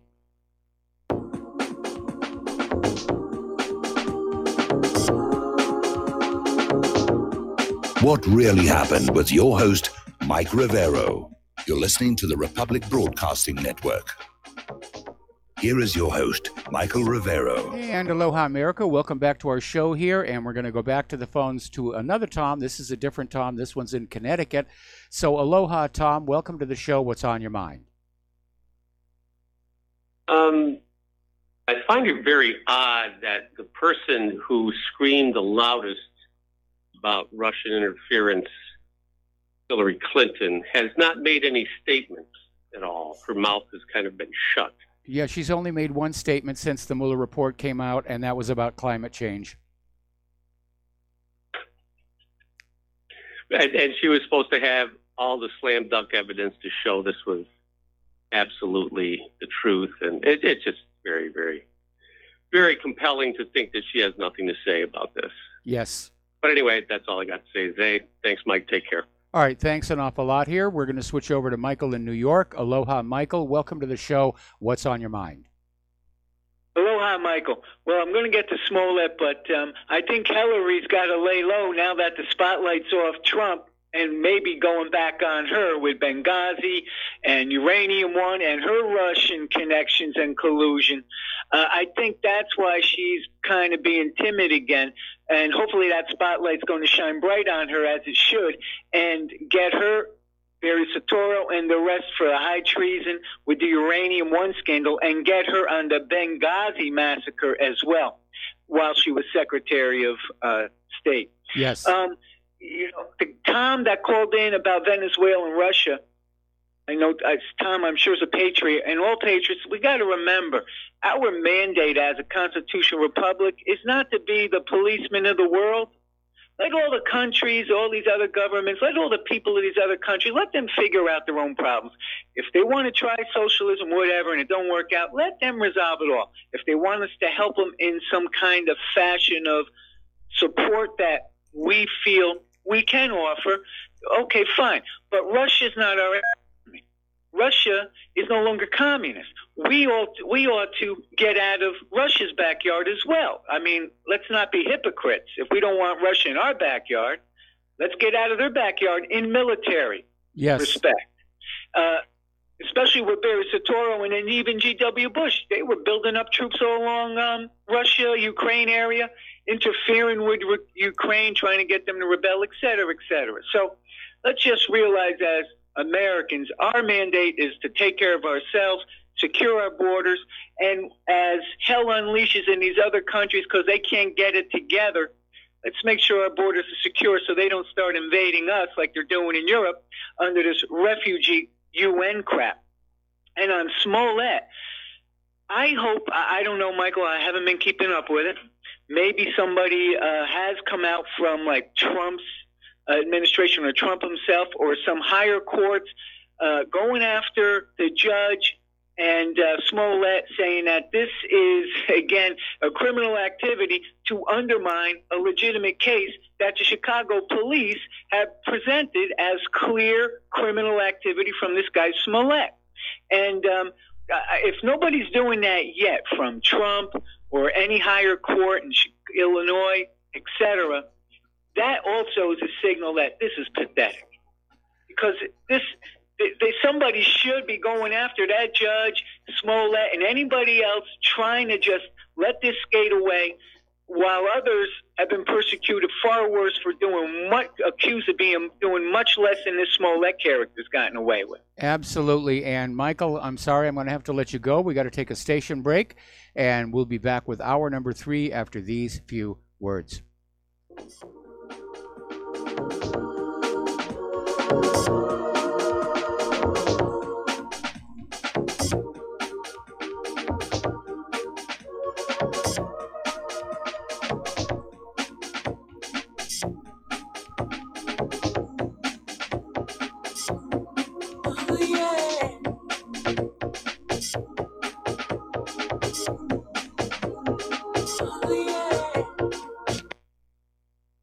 Homeowners, are you in foreclosure, expecting to be served with a foreclosure lawsuit, or suspect your lender has coerced you into an illegal mortgage transaction? A huge number of mortgages made in the last 10 years have legal issues and are possibly defective. State laws and the U.S. Supreme Court have upheld that defective mortgage documents are grounds for foreclosure defense and for counterclaims in favor of the homeowner. If your mortgage has been sold or assigned since closing the loan, it may be defective and you may be paying the wrong party, and the lender may not have standing or the right to foreclose or collect payments under the law. If you would like to know if your mortgage is legal or not, or know if you are paying the right party, we can help. Our initial consultations are free of charge. We are not attorneys. We are legal researchers and work closely with experienced lawyers who know how to help you find the evidence to help you keep your home. Call toll-free 1-855-2-KEEP-IT. That's 1-855-2-KEEP-IT today. You're listening to Republic Broadcasting Network, because you can handle the truth.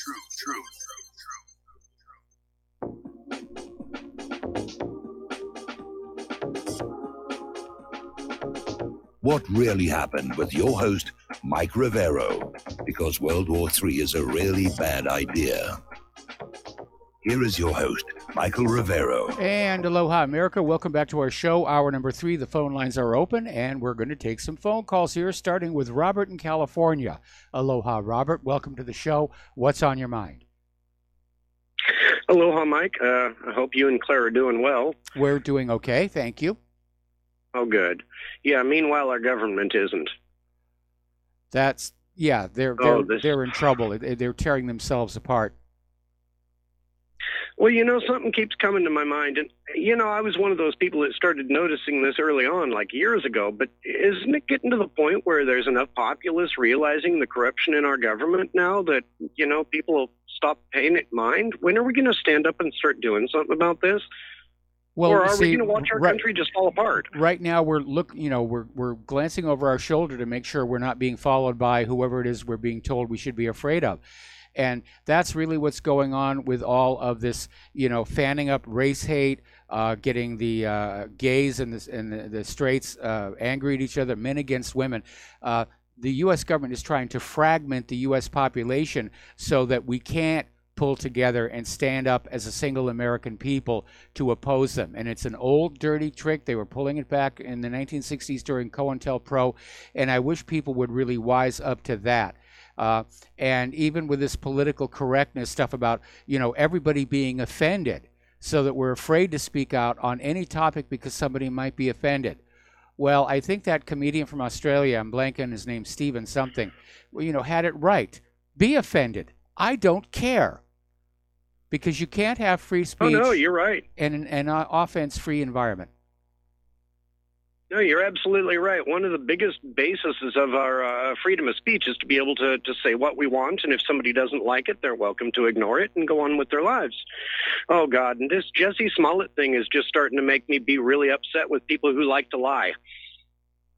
Well, the problem with him being just let go like this, it sets a dangerous precedent. First of all, this could have resulted in some black people just starting to shoot random white people. And I'm glad that did not happen, or it's not being reported as happening.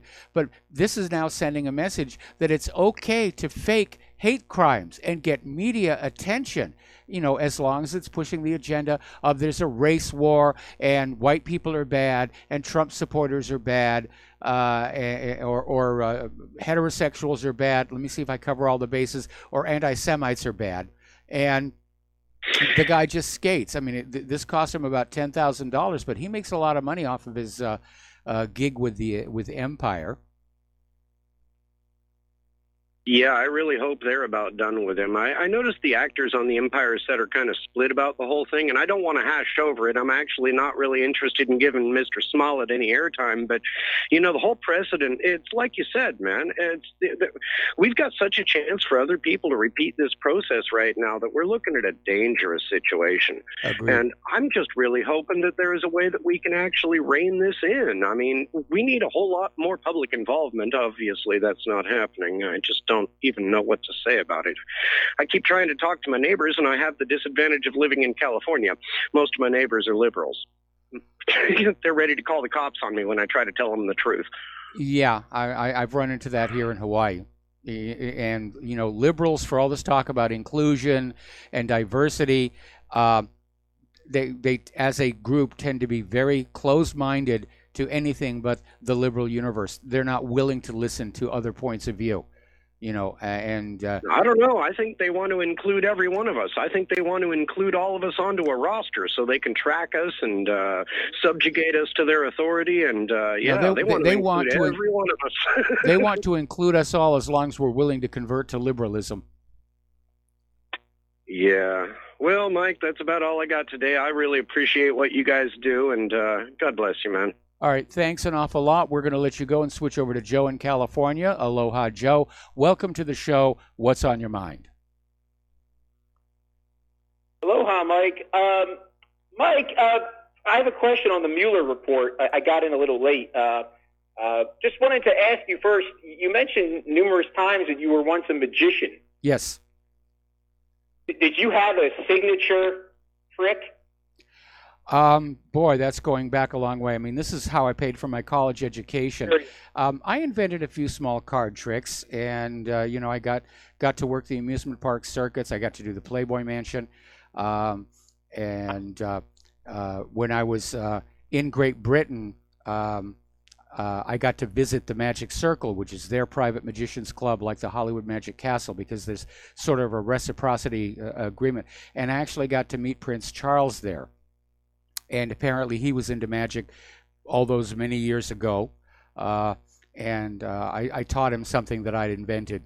But signature trick, not really. I preferred close-up. I did stage magic, but I preferred the close-up stuff. Did Prince Charles give you a lecture on global warming? No, that was way, way before Al Gore came on out with all of this stuff. No, back then he was a very pleasant gentleman, and he was just enjoying being the prince. Okay, Mike, the previous caller sort of, before I get to Mueller, sort of stole my thunder. You mentioned this hoax of the Mueller, the Russiagate and all, which was confirmed.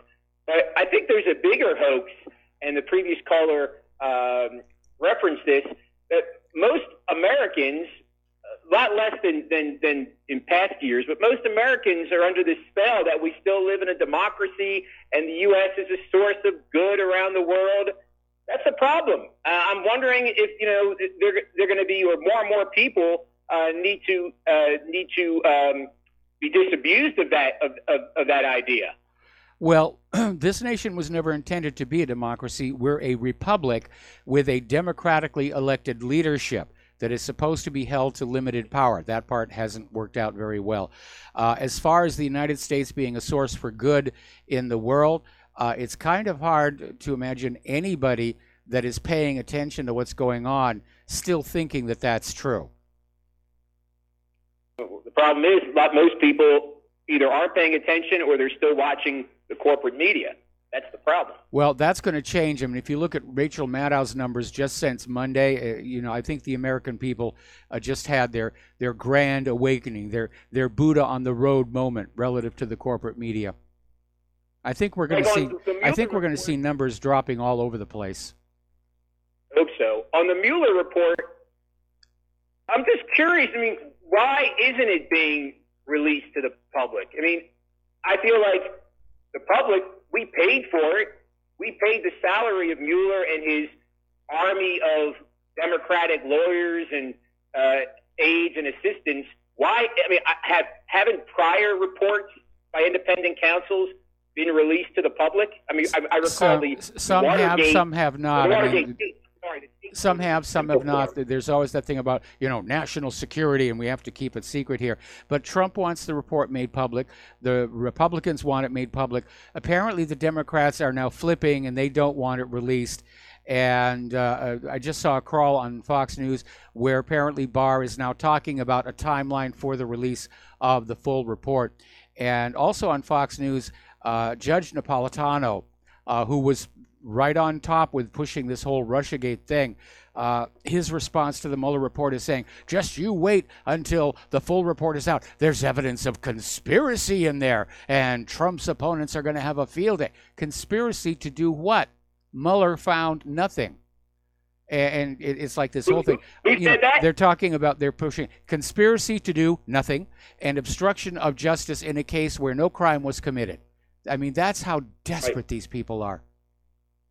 You said Judge Napolitano said that? Yep. Oh, I thought he was a Trump supporter. He had been, but lately he seemed to be like kind of turning on him.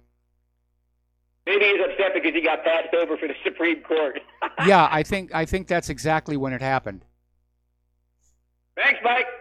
All right, thanks an awful lot, and we're going to switch over to Tom in Idaho. Aloha, Tom. Welcome to the show. What's on your mind? Hey, Mike, what's happening with you, man? Well, everything that's going on is pretty great, I think. The Jussie Smollett thing's magical. For the simple fact is, they dropped the charges. But as it comes with Trump, I think he has some stuff that he absolutely, unequivocally has to get done in the next, 10 days. Otherwise, he's going to be screwed.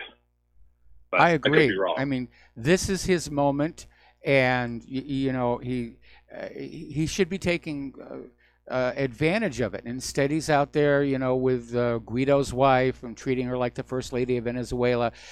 He gave out a posthumous Congressional Medal of Honor today. And you know what Trump is really missing is a real shark of a political advisor. Because it almost seems to me like during these first 2 years, in terms of the political sense, he's been drifting. Now, he's being led around by the nose in terms of foreign policy. But in terms of, supposedly getting ready to run for re-election in 2020, I don't know who's in charge of his campaign, but he needs a political advisor that's going to whisper in his ear saying, look, right now, the American public are on your side. The corporate media has, hoisted on its own petard, and now's your time. Come on out with the FISA documents. Just do something to show that you're resurgent, that you're ascendant, that you're putting on those presidential brass knuckles. Like I said, I'm going to give it 2 weeks, and if Trump hasn't taken advantage of this window of opportunity in 2 weeks' time, then he's a write-off. He's never, ever going to stand up and be a leader. Yeah, and I think, too, if you look at all of the things going on with our government anyway, God, do they look terrible. Just absolutely terrible. They look like who they actually are, a bunch of liars and thieves. Yes. I personally don't align myself with political parties because I don't align myself with known liars and thieves. That's just something every day. Nowhere in society do we allow people like politicians and how they act to be. If you're a drug head or druggie or whatever, clearly that's your kind of people.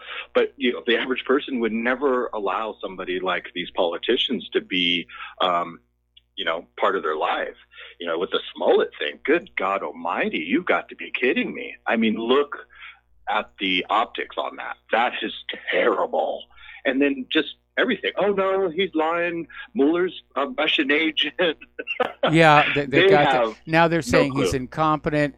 Now they want William Barr to testify before Congress as to just how he could come to the conclusions he did based on the Mueller report. They're not willing to let go. They're absolutely not willing to let go.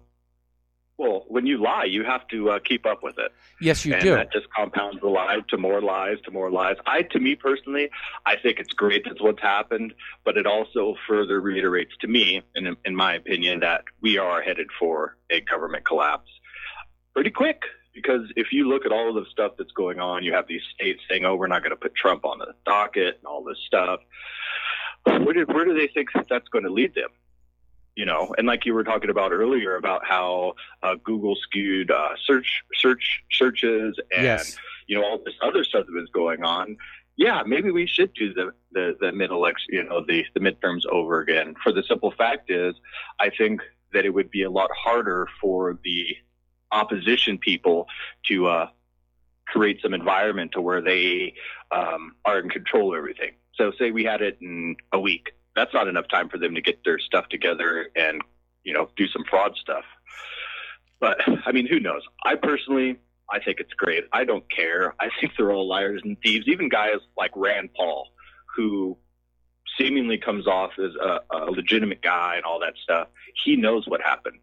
He knows what goes on in the government, and yet I want to see somebody get up there and one of these things, and one of these politicians start lying, and then they're like, "You're a liar. You're lying." "Oh, I'm not lying." And just punch somebody in the mouth, because at some point people are going to be over it. And I think a lot of Americans are over it, for the simple fact is, look at all this crap. Rand Paul, he's part of the problem too, because he doesn't do anything about it. I mean, if you get how many politicians, we'll say 5, just say this is all crap, these guys are liars, they're scamming this, yada yada yada. They can't account for twice the national debt. Like I lost $20 in the laundry. We have a rule at my house: if you don't take your clothes out of the dryer and somebody else does, that's your money. So, it's a good rule. It's a good rule, because I'm doing the laundry here.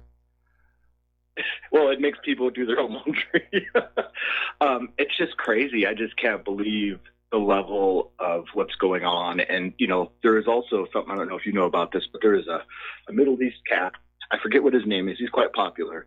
He did an interview with, I believe it was Comedy Central. Yes. And the guy who was interviewing him was, saying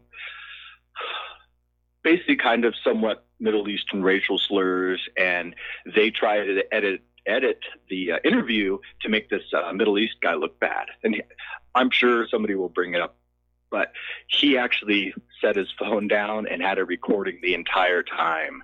So when they put out their thing, which they made it seem like it happened months ago, but they made it seem like it was just for the thing that happened in New Zealand, and he recorded the whole thing secretly. And so they put out this thing, and they made the guy look really bad, like he was anti-Muslim and all this stuff. But he had a secret recording going on the whole time. Yeah. So it's just more and more of us finding out that they're all liars and thieves. It's all a game. It's all a show. They're all actors. You know what it reminds me of? Do you remember the movie They Live? It was this real low-budget movie, and there was this big thing over these sunglasses, these sunglasses, where when you put the glasses on, you saw the world as it really was, and all the mind control that was going on, and the aliens that were among us, which we could substitute politicians. And there was this wonderful scene where the guy with the sunglasses is trying to get somebody else, just try the glasses. And the guy says, I don't want to try the glasses. And they literally get into a fist fight.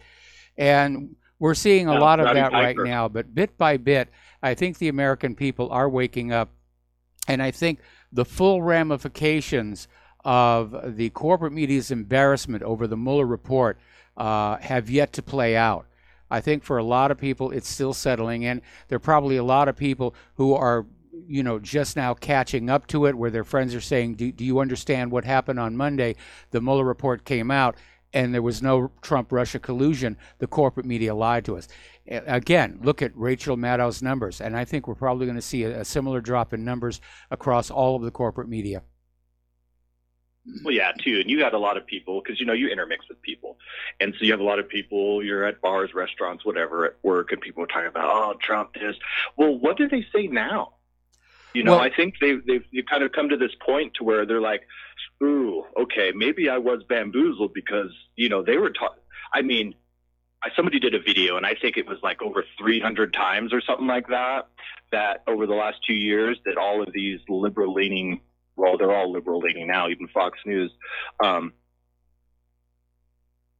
Looking gun, we got him now. All of these little, sentences about how we got him this time. Oh, he's got this time. Oh, he got nothing. And then the internet thing in Europe. Yep. Oh my God. I just think that I just turned 40 last month. So, I have friends that are older in their 60s and stuff like that. And they have never, ever seen anything like this. This is complete craziness. Yeah. But it just goes to show, why is it that these politicians hang on so hard and they're so shady? Is because they are mentally ill people who are willing to do anything to have a piece of power. Yeah, they are. They're sociopathic behavior, and they're on medication. Did you know there's actually a pharmacy inside the Capitol building? And yes, I remember you talking about this, and I've told people about this. You look at people like Nancy, these are supposed to be the elite, the super intelligent, yeah. Blah, blah, blah. These freaking morons have like a 55 freaking IQ because they can't put sentences together. You ask a simple question, they're like, and you're like, what the hell's going on? In their attempt with AOC to try to skew that really hard line they were pulling, and they're like, oh, she's saying too much. Nope, saying too much. And that's what I tell about people. They're like, oh, Omar, she hates. I go, you know what she said, right? Yeah. What she said? She said that AIPAC isn't registered as a foreign lobby. Which is absolutely true. Tom, I got to let you go. We got to take a break for commercials. Right, man. We'll be back with another phone call after these few words.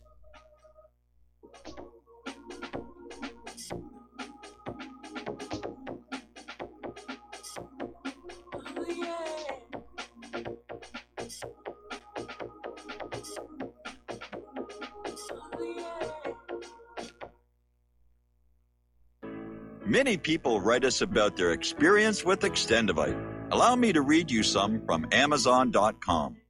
It really does work like the review says it does. I cannot believe that after the first few days, I didn't feel as sluggish or clogged up. It has had a profound impact on my physical, emotional well-being. I'm skeptical as most people about products and their claims, and I never write reviews, but this is a wonderful product and I recommend it to everyone. Great product. It has brought my blood pressure from the mid-150s over the 80s to the mid-130s over mid-80s, along with diet and exercise in just the past couple of months. Excellent. Thank you, David. Tell us your story. Get Extendivite today. Call 1-877-928-8822 or visit heartdrop.com.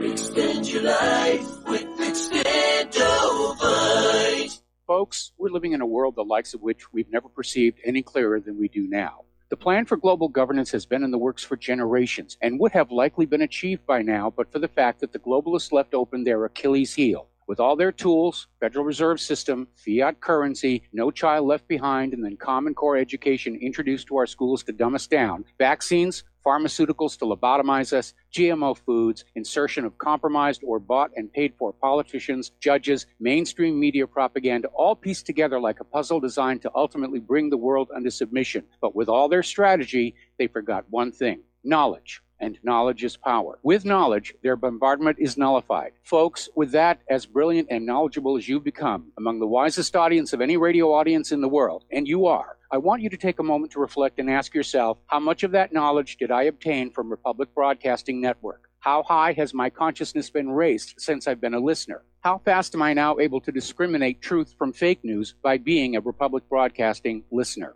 How clear am I now able to see the world since I've been listening to RBN? Ask yourselves those questions, folks. Then ask yourself, what is that knowledge worth to me? Like my morning coffee, how would I survive without it? A voice of truth in a sea of lies. Do we not all need to make sure it survives? Like public broadcasting, we are now finding we can only survive with listener support. Censorship, advertisers being attacked, truth itself being attacked. It's the only way through this. We at Republic Broadcasting humbly ask you to become a supporter. Look at your budget and make a determination of what Republic Broadcasting is worth to you and what you can afford on a monthly basis.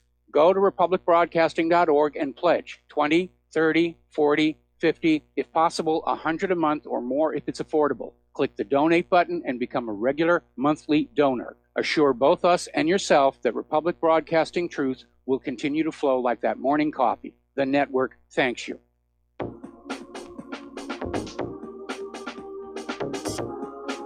What really happened with your host, Mike Rivero.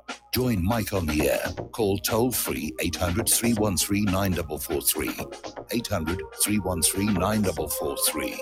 And aloha, America. Welcome back to our show. We're going to go back to the phones here to Miles in Maine. Aloha, Miles. Welcome to the show. What's on your mind today? Aloha, Michael. First, I wanted to say to Tom in Florida, we're with you, brother, but you got to slow it down so we can understand, catch it all together. And you got to quit listening to Dave Hodges with this Cuban people in Venezuela craziness, because I haven't seen anything that proves that. I don't know if you have, Michael, but I haven't. No, I haven't either. And part of the problem is that there are a lot of entities that are pouring deliberate bad information onto the internet and the independent media to try and make us look kooky, to drive the audience back to the corporate media. But after this grand plongée of Russiagate, I think the corporate media is in serious, serious trouble.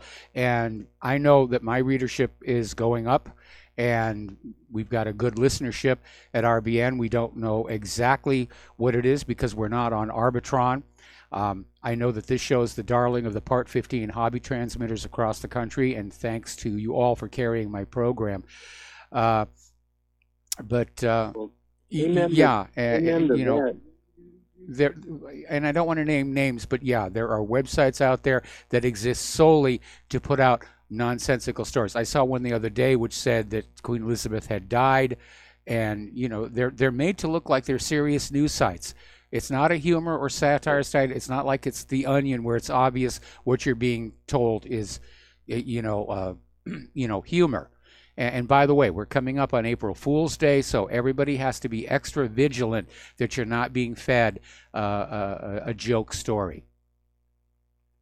Yeah, and I just wanted to also mention back to Venezuela. You know, if the U.S. really wanted to do something and show some gratuitous gesture, why they knew all those people were starving. Why didn't they airlift food like they would do in all these other nations and all this other kind of stuff? Why didn't they go in there with food, water, and this whole what they used to randomly do just in general? And they didn't do anything like that.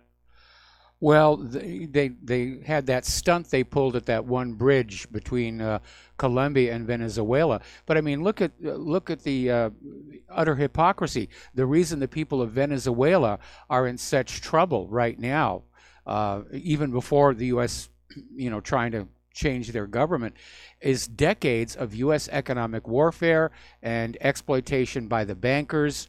And it's a repeat of some of the stuff that we saw the U.S. government doing in places back in the 1960s, 1970s, places like Nicaragua, which is why most of South America does not like people from the United States. And then I wanted to hit back on that Russian commentary. And do you recall during the debates when Trump said if there was some impropriety of the election from outside, if it wasn't, I forget exactly how it went, but if it wasn't something substantiated, that he would go with the election results, and Hillary Clinton said, no, I'll challenge him all the way. No, it was the other way around. During the debates, Trump was asked that would he accept the results of the election, and he said only if there was no indication of election fraud. And immediately he was attacked by Hillary and Obama. How dare you imply our election system is not 100% honest and accurate? And then, of course, following the election, you had all these people who were out there screaming, "Oh, we've got to investigate the election. It had to be crooked." And then all of a sudden they said, "No, don't investigate the election." And Hillary basically went back to plotting her comeback, which apparently the latest word now is that if no strong front runner emerges by the fall in the Democratic field, that she's going to step back on in. I don't think she's going to do very well. She's going to try and steal the White House again, but I don't think she's going to have the base she had before because of all that's gone down. Right now, the Democratic Party is destroying its own brand. With all this craziness, with the Russiagate thing, with the constant attacks on Donald Trump, even people who think maybe Trump is not doing a good job, and I'm one of them, they're looking at the behavior of the Democrats and saying, we cannot have this as the leadership of the United States of America. There's going to be the issue of Hillary's health. And of course, if she does step on back in, we're going to bring back all of the scandals that have followed her, going all the way back to the murder of Vincent Foster, right up to the rigging of the 2016 primaries to steal the nomination from Bernie Sanders. Yeah, well, the hypocrisy has been amazing, and it's just a good thing we got independent media such as yourself to be able to document it and keep up with it, which brings me to my final point, people. In order to keep something like this going, we got to support RBN. $15, $20, $25 does a lot. So I hope everyone will contribute who can and as often as they can. And Mike, thanks for another good show. All right. Well, thank you very much for those kind words, and thank you for that solicitation on behalf of RBN. And once again, the network does thank you. I thank you. We got to take another break for commercials. We'll be right back.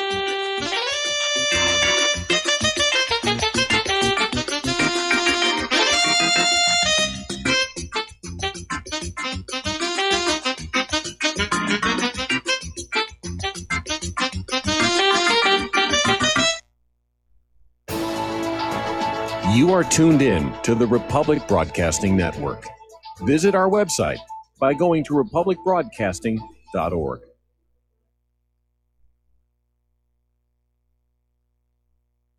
I'm getting older and noticing that my body just doesn't work as well as it used to. So I like to keep fit as possible by hitting the gym a few times a week. Recently, I started having a nagging bicep pain, and it got so bad I couldn't even lift the weights. When I was complaining about it to a friend, he told me about Angioprim. He said chelation helps remove toxins, heavy metals, and cholesterol in veins and arteries that may cause blockages. You know, after just 1 week of taking Angioprim, the pain was gone, and now I'm back in the gym full strength. Scientific research proves the active ingredient in Angioprim has superior oral chelation action that helps promote cardiovascular health. So to learn more, go to angioprim.com. That's ANGIOPRIM.com, or talk to a trained consultant. Call Angioprim toll free at 877-882-7221. You'll feel better with more energy. Call 877-882-7221 or go to the website angioprim.com. Corporate media dominates the American opinion. Finding independent voices that counter this avalanche is becoming increasingly difficult. With the endless corruption running rampant throughout our government, independent voices are needed more than ever to battle the offensive against our freedoms and liberties. As a listener of RBN, no one understands this concept better than you. Now it's up to you to do your part. The time has come for you to take action and begin broadcasting the truth to hundreds or thousands of people every month. Sound impossible? Quite the contrary. With pointed slogans from LibertyStickers.com, you can reach countless sleeping Americans unaware that they live in a real-life wonderland. LibertyStickers.com has a huge inventory of political bumper stickers and messages that reflect the truth about our government, our politicians, and the future of America. With so many in stock, there's one perfect for you. Visit us today at LibertyStickers.com. Again, that's LibertyStickers.com. Do your part. Your voice is important. Let it be heard. Many people tell us about their experience with Extendivite. Just listen to what Glenn has to say. Prior to taking it, I had diabetic neuropathy. The Extendivite reduced that significantly. Acid reflux was reduced. I had athlete's foot, very severe. Trimmed that down to about 75%. Dandruff, almost completely gone. I had occipital neuralgia at the base of my skull. I was having migraines, reduced by about 90%. Heart palpitations, my heart would kind of stall out. I would skip a beat. Very uncomfortable. And when walking from downstairs going to sleep, by the time I got to the bedroom, which is just one flight of stairs, my heart was pounding, coming out of my chest. My vision was blurry. This completely solved that problem. Great product. Thanks. Tell us your story. Get Extendivite today. Call 1-877-928-8822 or visit heartdrop.com. Extend your life with Extendivite. When all this twisted steel was swept away, did these remaining holes reveal what's really happened? And aloha, America. Welcome back to our show here. Now, here's an interesting little development. The Democratic Congressional Campaign Committee has warned political strategists and vendors that if they support candidates mounting primary challenges against incumbent House Democrats, the party will cut them off from business. How very undemocratic of the Democratic Party to do so. They're basically saying, if you try and support anybody who's going after the incumbent Democratic House members, forget about doing business with us. Speaking of Bernie Sanders, apparently his 2020 campaign has already been hit with a Federal Election Commission complaint, and apparently the problem has to do with some people who are working for his campaign, including Maria Belencisa, who's an illegal immigrant from Argentina, who's in the United States under the protections of the Obama-era Deferred Actions for Childhood Arrivals program. She serves as the Deputy National Press Secretary for Bernie's 2020 campaign and also collects a salary from Sanders' failed 2016 campaign. Well, here is the problem. CISA and two others, who are apparently foreign nationals, are a problem. It's a violation of federal election law because foreign nationals are prohibited from working in any capacity in the decision-making process of any person with regard to election-related activities. They want to keep the elections American. Now, whether this was a legitimate investigation or they're already trying to get Bernie out of the race, I mean, this is going to be a dirty campaign. Especially if Hillary is seriously thinking about stepping back in. You're going to see the Democratic candidates get picked off one by one. And starting with one of the strongest, Bernie Sanders.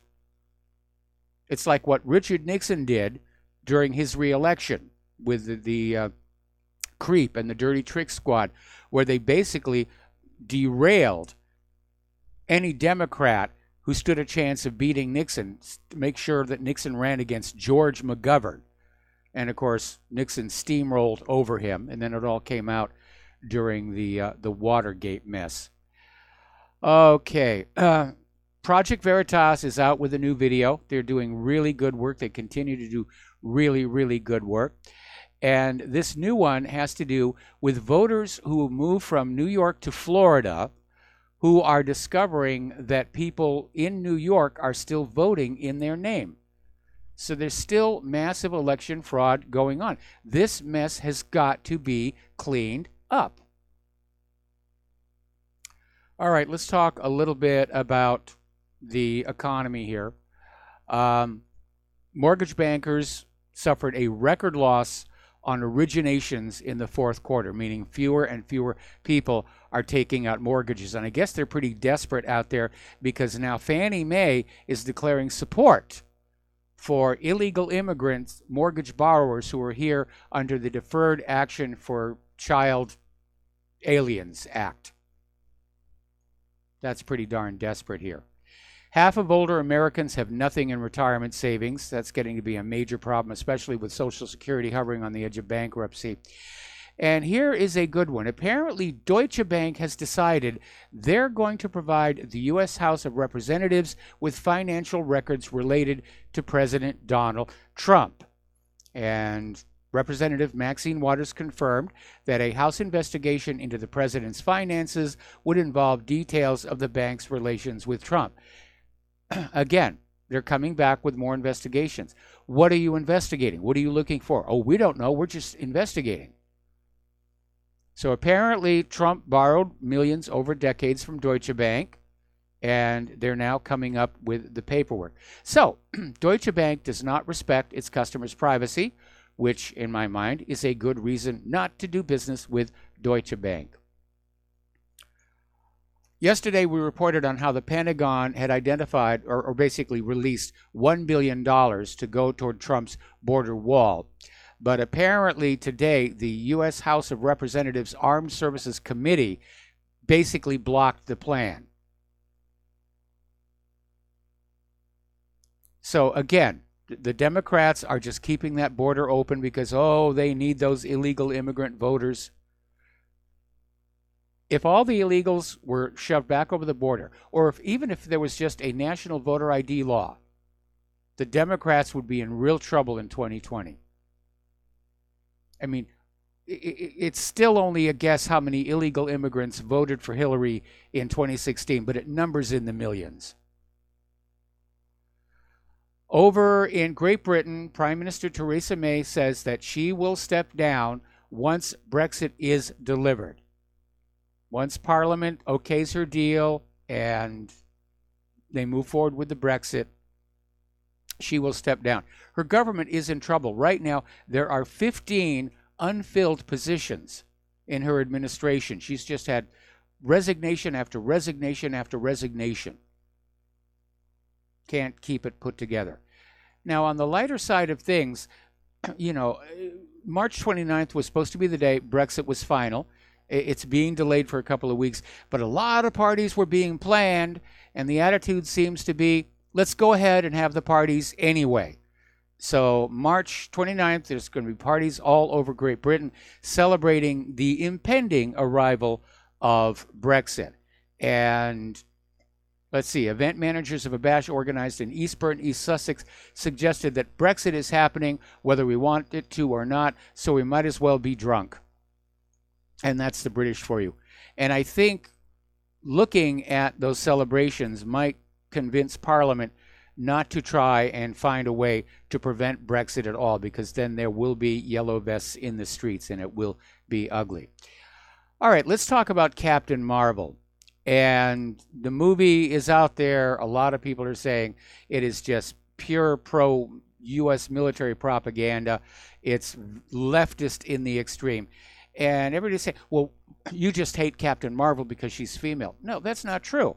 The audiences out there, you know, they didn't have a problem with Black Widow or Jean Grey or any of the other female superheroes in the comic books. It's just Captain Marvel is just so left, she turns the reading audience off. And now social justice warriors are demanding that she be gay. You know, they want Captain Marvel to openly embrace the LGBT lifestyle. Whatever happened to comic books just as entertainment? So, it's amazing here. Over at Gonzaga University, they're going to host an event about whether the Disney hit movie Moana is really about rape. This is not from The Onion. I am not kidding you. A professor at Gonzaga University in Spokane, Washington, is going to host an event challenging students to analyze if Disney's Moana is actually about rape and not about a strong young woman who saves her island from a curse. This is coming from philosophy professor Danielle Lane, and the event is jointly sponsored by the university's Women and Gender Studies and Native American Studies departments. Now, apparently this professor is set to argue that the Western patriarchy and masculinity at large attack the feminine through the environment and cultural differences. Now, I don't know about you. I've watched Moana. I didn't pick up on any of that. But apparently, Lane has issued this little newsletter to try and promote the event. And it says Lane will advance a controversial thesis wherein she suggests the film is an extended rape metaphor. That is really getting on out there. And by the way, how do things like this help college students get a job after graduation so that they can pay off those student loans? And getting even more ridiculous here, over at the School of Oriental and African Studies in London, students are demanding that Plato, Descartes, and Immanuel Kant should be dropped from the curriculum because they are white. Oh, and they're saying the majority of philosophers in our courses should be from Africa and Asia. Now look at who's being racist. Now, when I was in school, we didn't look at any of these people's faces for color or anything.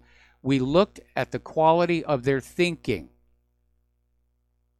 And that's why these men are famous. They were great thinkers. All right, out in Boeing land, apparently a Boeing 737 MAX had to make an emergency landing in Orlando. Apparently they had an engine problem. Now, the plane was not carrying any passengers because the Boeings are grounded for commercial flights, but they're still allowed to shuttle back and forth. And the plane was being taken out to Victorville, California, where Southwest is storing the airplane. But again, bad timing for Boeing. Right now, American Airlines is having to cancel 90 flights a day as the 737 MAX remains grounded. Now, the 737 MAX mess is just the tip of the iceberg of Boeing's problems. Remember, their main market is the military products, and apparently there are issues with the Space Launch System Heavy Rocket Program. Developed by Defense, Space, and Security Division, received flack from Congress amid repeated delays and expected cost overruns. Now, according to Giovanni Di Briganti, a defense analyst and editor-in-chief of DefenseAerospace.com, the problems faced by Boeing may be more than temporary and may in fact signal a much broader problem with the company and its management. And I would agree with him because of that decision to keep these 2 additional safety systems off the 737 MAX unless the airlines wanted to pay for them, pay extra for them. And here's a good one here. British Airways had an airplane that was supposed to fly to Dusseldorf, and instead it flew its passengers to Edinburgh instead. And the mistake was only spotted when landing, when the passengers were welcomed to Edinburgh. And according to one account, the pilot took a show of hands from passengers to see which ones had expected to land in Germany. And British Airways is saying it was a paperwork snafu. All right, we're going to take a phone call here. David in California, aloha. Welcome to the show. What's on your mind? Yeah, you when you're just talking about this, I think, the patriarch and all that. I think one of the better speakers on this is Professor. I blanked him out. Oh yeah, Jordan Peterson, because he blows holes in that whole thing with male privilege and all that stuff. And there's a lot of people like Ben Shapiro and a lot of other ones take them on. Even Yiannopoulos, even though he's quite controversial, with a lot of times they block these speakers from coming. I think because they have the goods, they have the data, and they don't want to hear data. It's just, for instance, they don't take into account. Do women want to do all the terrible jobs that some of the men do, the more dangerous ones, like working on a bridge and different things like that. But anyways, Jordan is one of the best things if you put in white privilege or put in, toxic masculinity. He just blows holes in that whole thing. So that's about all I wanted to say. All right. Well, thank you for the reference, and we'll we'll see about trying to get him here on the show. So thank you for the phone call. We're going to let you go. All right. They're starting to call it the bribe tribe, and that is all these teachers, professors, corrupt coaches, and profit proctors who made millions off of parents in this college admission scandal. And another name for it is Operation Varsity Blues.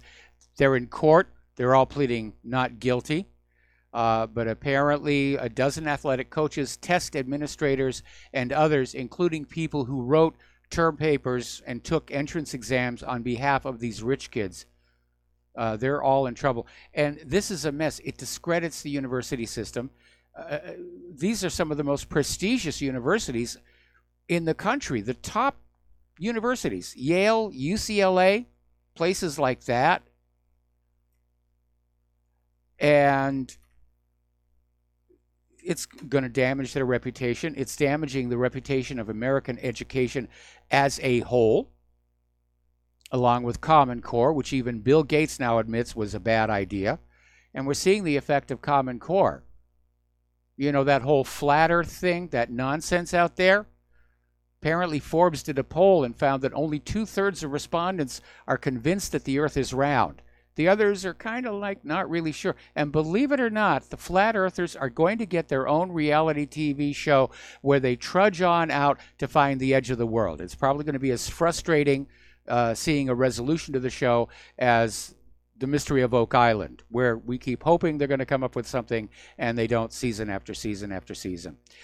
Up in the Sierras in Donner Pass, they're still digging out from winter, and they've got another snowstorm coming in the way.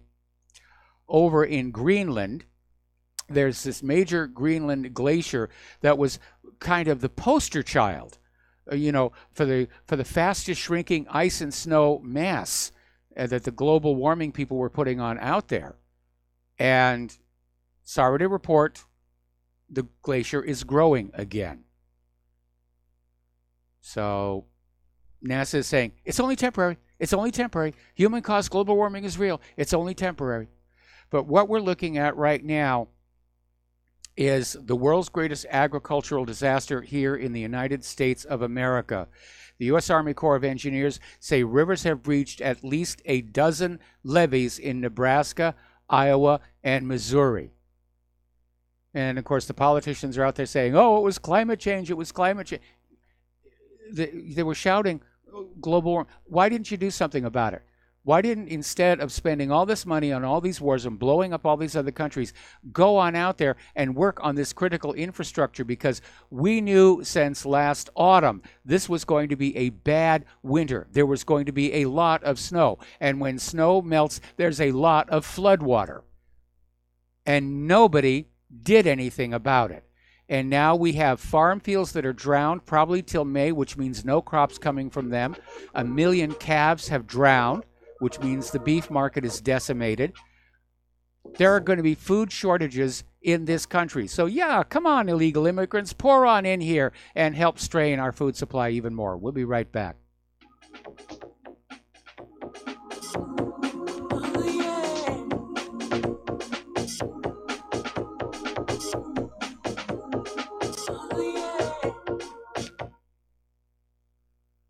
Homeowners, if your lender has gone out of business or sold your transaction to another lender or servicer, you may be the victim of a wrongful foreclosure, resulting in the loss of your home. If you've already lost your home, are in foreclosure, or even in good standing, you can challenge the mortgage transaction's illegal issue, and your property can be restored to you, and your foreclosure can be stopped or reversed, and the mortgage transaction declared unenforceable. State laws, U.S. title codes, the Uniform Commercial Codes, and U.S. Supreme Court rulings have upheld that defective mortgage documentations can reverse or stop foreclosures and enforce property title claims in favor of the homeowner. We are having successes in stopping the process of foreclosure, the enforcement of the foreclosure judgments, the sale of property, and evictions after the sale. We are not attorneys, and we don't give legal advice. We are a professional team of legal researchers, providing forensic mortgage audits and expert witnesses. We have the knowledge to produce the evidence and enforce laws regarding your legal issues. We've been in business for 12 years without a complaint. Consultations are free, and we provide a free title search to confirm if your mortgage has legal defects. Please call 855-253-3748. 855, keep it today.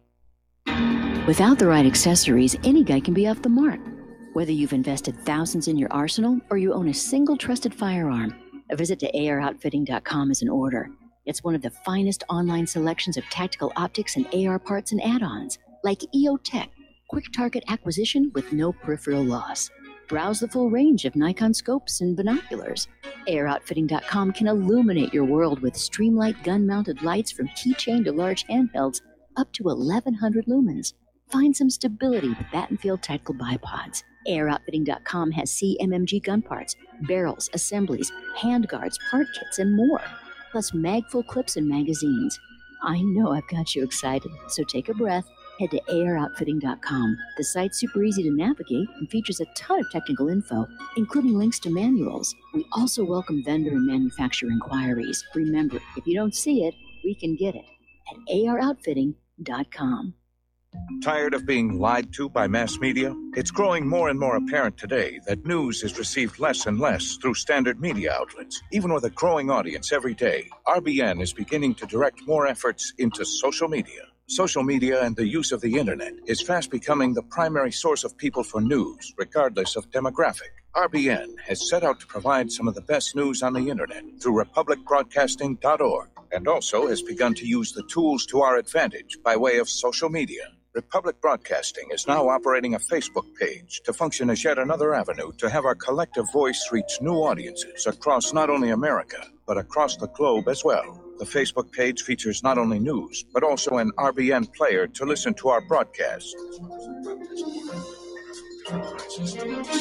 Get involved by visiting facebook.com/Republic Broadcasting and liking our page and share it with your friends and family, because you can handle the truth. What this country is coming to, I sure would like to know. If they don't do something by and by, the rich will live and the poor will die. Doggone, I mean the panic is on. Can't get no way, can't draw no pay. And aloha, America. Welcome back to our show here, and we're talking about the massive flooding that's taking place in the Midwest and how the nation, the government, was unprepared for it, despite clear indications that it was going to be a bad flood season. You got a lot of snow, you got a lot of floodwaters. No, we have to go off and mess around in Venezuela and Syria. That's what's important. Governing is choosing. Governing is prioritizing. And, those farmers out there, they can take care of themselves. Well, not really. Part of the problem that we're seeing is that the flooding is so bad that a lot of the grain silos are collapsing. They're literally collapsing. Others are simply being flooded at the bottom, which means the grain in them is going to start rotting from the bottom up. And so we're talking thousands of tons of grain lost in Iowa. The flooding is taking place, causing damage in Iowa, Illinois, Missouri, Kansas, South Dakota, Minnesota, and Nebraska. And $3 billion in damage is estimated. And there will be food prices are going to go through the roof. There are going to be food shortages, which is why keeping that southern border open and allowing a flood of hungry mouths to continue to flood into our country is absolute insanity. It could lead to food riots and chaos. I think somebody once said was that it only takes missing 7 meals to go from civilization to anarchy. Down in Florida, their orange industry is in decline because of all of these hard freezes they've had in recent years. That has shortened their growing seasons. So they're basically saying global warming killed orange farming in Orange County, Florida.